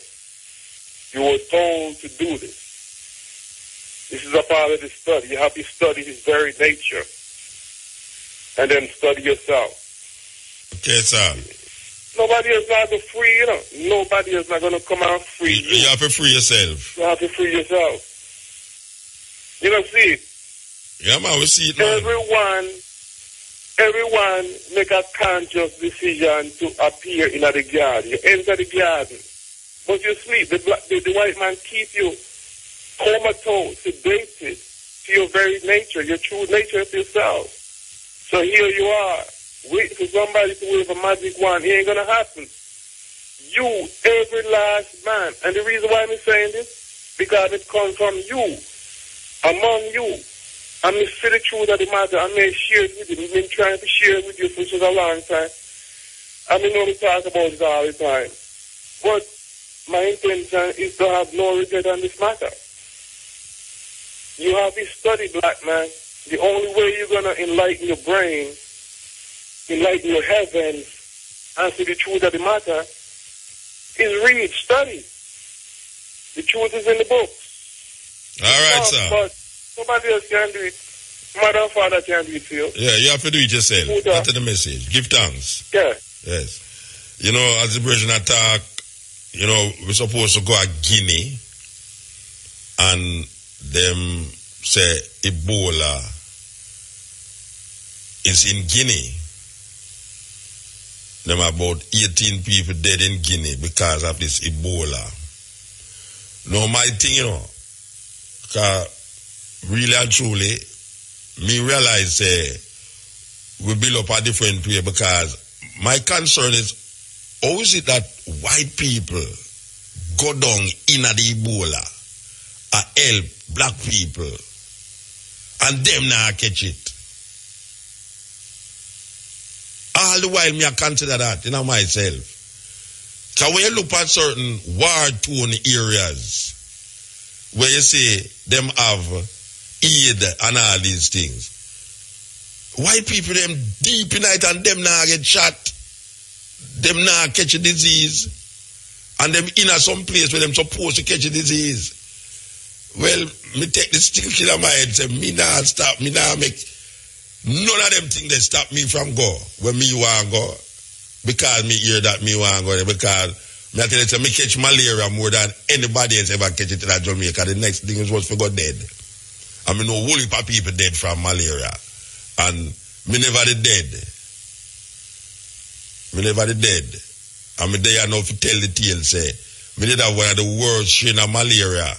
Me in a hospital and them quarantine my house.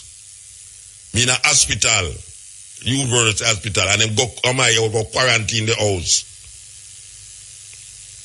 And they say them can't take me out there until them take out all strain of the malaria out of my blood. You understand? And me I say, but wait. All the while me I look and I see the doctors them and things with the amongst the people them where have the malaria and this and them now catch it. The Ebola, them World Health Organization send people go down in Africa, in the Congo, and them place there, to go deal with it, and them now catch it. Them just go back to Europe, said we here. The first time we go to Africa, Nigeria, me a steel pulse. Every one of the steel pulse man, them gone back to England with malaria. Every one of them.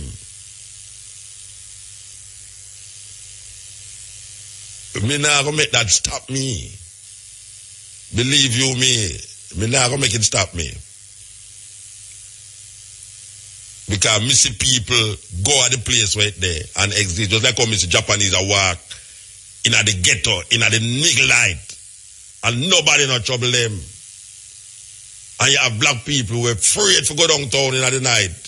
Even though some part of it light up. And me see Japanese people a go session. Go ala Raytown. Sometimes you don't plug a Raytown, like some Japanese people just walk up and say, wait, where them come from? Them go anywhere them want to go. We afraid. When you think they're going to stop me, they don't stop me, you know. Believe you me, they don't stop me. Trust me. Because remember when the Iraq war did just start, you know, them invite, and I want to tell you, say, I was supposed to be in the company of some illustrious people, like all Mandela and all them people there, and them invite to another company, they go down there. I don't know when it happen, why the thing is like them that say the safety is not guaranteed certain way, even though them that got supply with you know what, but leap of safety and all these things, well, it never did work out. But guess what? Me never go tell a man say me nah go. Because man I got cut off your neck and Arab I got do this to you and this to you. You think say them don't know who them want to kill. Them know who them want to kill. Me never did go say me nah go because of that. Me never did go say me nah go. Me did ready for go. Because me want go in there. Me want go down to Iraq. Me want to see what is this thing. And it's when the war did just start. When everybody afraid. Just like the time when the plane blew up. Me hear all that I would him not travel again, foolishness. You think that's going to stop me from travel? Man, throw bombing up, look at now, one flight missing now, Malaysian airline, missing. For 40 days, it missing. And me remember me depart Malaysian airline, I got Kuala Lumpur already, from reach Australia. And me I think back on it and I say, but wait, that plane could have been the plane where last year now. You think that they're going to stop me from going on plane? You're crazy. Yes.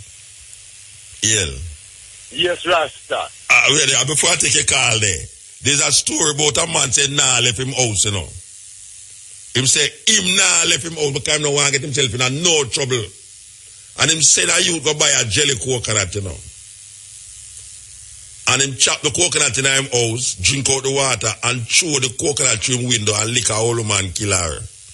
That is what we are talking about. Yes. Yes, Bridget. Yes, Rasta, man. A long time, I don't hear up there, man. I say I like a lot of your sisters, so them like when you are Mutabaruka real cutting it, you know, stepping razor reasoning. For real. I know hear one thing what you say a while ago. For real. For real, make me go, man, and I hears me there say, you know, the people them say them like when they are reason. For real, for real, make me go, man, and I hears me there say, you know, the people them say them like when they are reason, real cutting edge, stepping razor reasoning, you know. How you usually reason about? Mr. Great, you said the motor me doing music, them man. Yeah, but when me I usually reason about with the people them say them love you when me I reason. And people are telling that up in your area. Like we have put things into practice. And like what? Remind me of my brain. Like me, the man where sue America look actual money. Okay. And I make Irie interview me, I come down and lock the gate like a parrot gate. Me I lock the gate? Wait, hold on. What you mean me? Me come Irie. They say, una lock the gate. Them a lock the gate. And the whole day motor. No, you say, una lock the gate. Yes, man, you don't lie me. Then how you call Uno mean me to... Wait, hold on, you know. You talk to me and I say Uno, that means you involve me in a Uno. All right. That not call you not all. Tell me, say the security I like the gate and tell me say Uno and me not like the gate. All right. And something on the motor. And one time they come to do us them with hot firefight, you know. And they lock me up 5 times after me sue them and I have to dismiss it in the boot. Then I have a greater freedom story as a black man in America. Yeah. A black professional. And like me, when I help America, I do when I sue them for money. Like me do something wrong in sue it. Like so how much money you get when you sue them? Me say me not get none yet, Muta. So how much you they lock up Mandela for? So how much money you intend to get? How much money you intend to get? 15 million plus interest me sue them for City and North America. Corey Book and Shark Games. So when them say you go get it? And them say move and me want to know if you're mad at this Jamaican to march so because they will say them have to obey them long. Me ask you a question. When them say you go get it, watch out. It's not about the money, move. It's about what? It's about what? Which principle? The principle of obeying laws and order for every black man. The black man of the treat you below your law, your order. If you come kill off black people, forget one to obey your order. If you get what me as a muta. Jamaica and America, if you quarrel with, I know me. I know we if you quarrel with. What you quarrel with me for? No, but no quarrel with because we stop stand up muta. Jamaica stop stand up black people whole world gone down. Marcus Garvey and this. I need you to tell them what I'm saying. What demonic word for fun. Alright, you see, no, for you start perform now, you're gone, you know. You're gone for you start perform, you know. Because you take the thing, make joke, you know. You're not serious. Real cheese and the cheeses make the cheeses turn up. Both. So, you know, we're there for the running, you know, and well, at this time, say give thanks to the moment, give thanks to the time and the energy that you spend with me.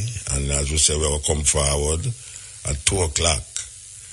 You know, but we just want to tell the ones them say Africa is calling. Africa await its creators. We have to be something that we have never been before. We have to be a new creation. We have to recognize what we have developed here to free ourselves must be completely us and not trying to strip away illusions and make it divert from the point in question, which is to reclaim our African being, our Africanness. And if we knew what it is or what it was to be an African, we wouldn't be doing the things that you see is happening right now. We are the 6th most murderous country on earth. And in the top 10 countries, there's no European countries in that top 10. None. In the 10 most murderous countries on earth, no European country is in that 10. Most of them is South American countries and the Caribbean. We have a serious road to travel. Yes, cutting edge. Yeah, morning. Morning. Oh, you know, sir, Virgin, is that thing I want to talk about for a long time. Yeah, well, you don't have no much time, you know, 4 minutes left for the program done. Here I go on. First thing, you see white people, we have style them wrong. And the white people, you know, a Caucasian are real name with them. So you see white man, you associate himself with the color white. And take the purity out of the color is it. And I just saw confusion coming. So we put people in the right category, and then maybe we can see ourselves in our life, we see ourselves in it, you see me? That's not more still. Alright, so give thanks, Brethren. Yeah, so nobody with the white people think, they're in the right category, and we go in the right category, and then we balance out. So where's we must call them? Tell me. Caucasian, man. We call them Caucasian, because we are Negro and them are Caucasian. So if it's for we are Negro? Yeah. I feel good to be a Negro. Yeah, but me prefer to call them white and call myself Negro. No, man, you can't call me white, because you see white... Me African, me no Negro. How you get to be Negro? Where Negro come from? That's even better then. That's even better. No, but wait, no, you correct me about one thing and then gone way over the top on the next thing. You don't see that? They don't see it. So watch, I live and learn, you know. Yeah, me know about that. Me I say, you correct me about one thing and gone way over the top with the other thing. Like how? When me going way over this? Because I am totally agreeing with you when you say don't say white. But I cannot agree with you when you say me a Negro. Then that makes someone call Negro lied, you know. You know what we last school and tell you Negro lied, Mongol lied and Caucasian. Yeah, but me no Negro. Yeah? Me no Negro. Alright, the correct name or correct term. African. Me African. Alright, I just said it then. African. Alright, sir. European, Ray. And we will put you in another category there. Just a thing, or just a All right, sir. Yeah, man, blessed. Yes, okay. You Masikela.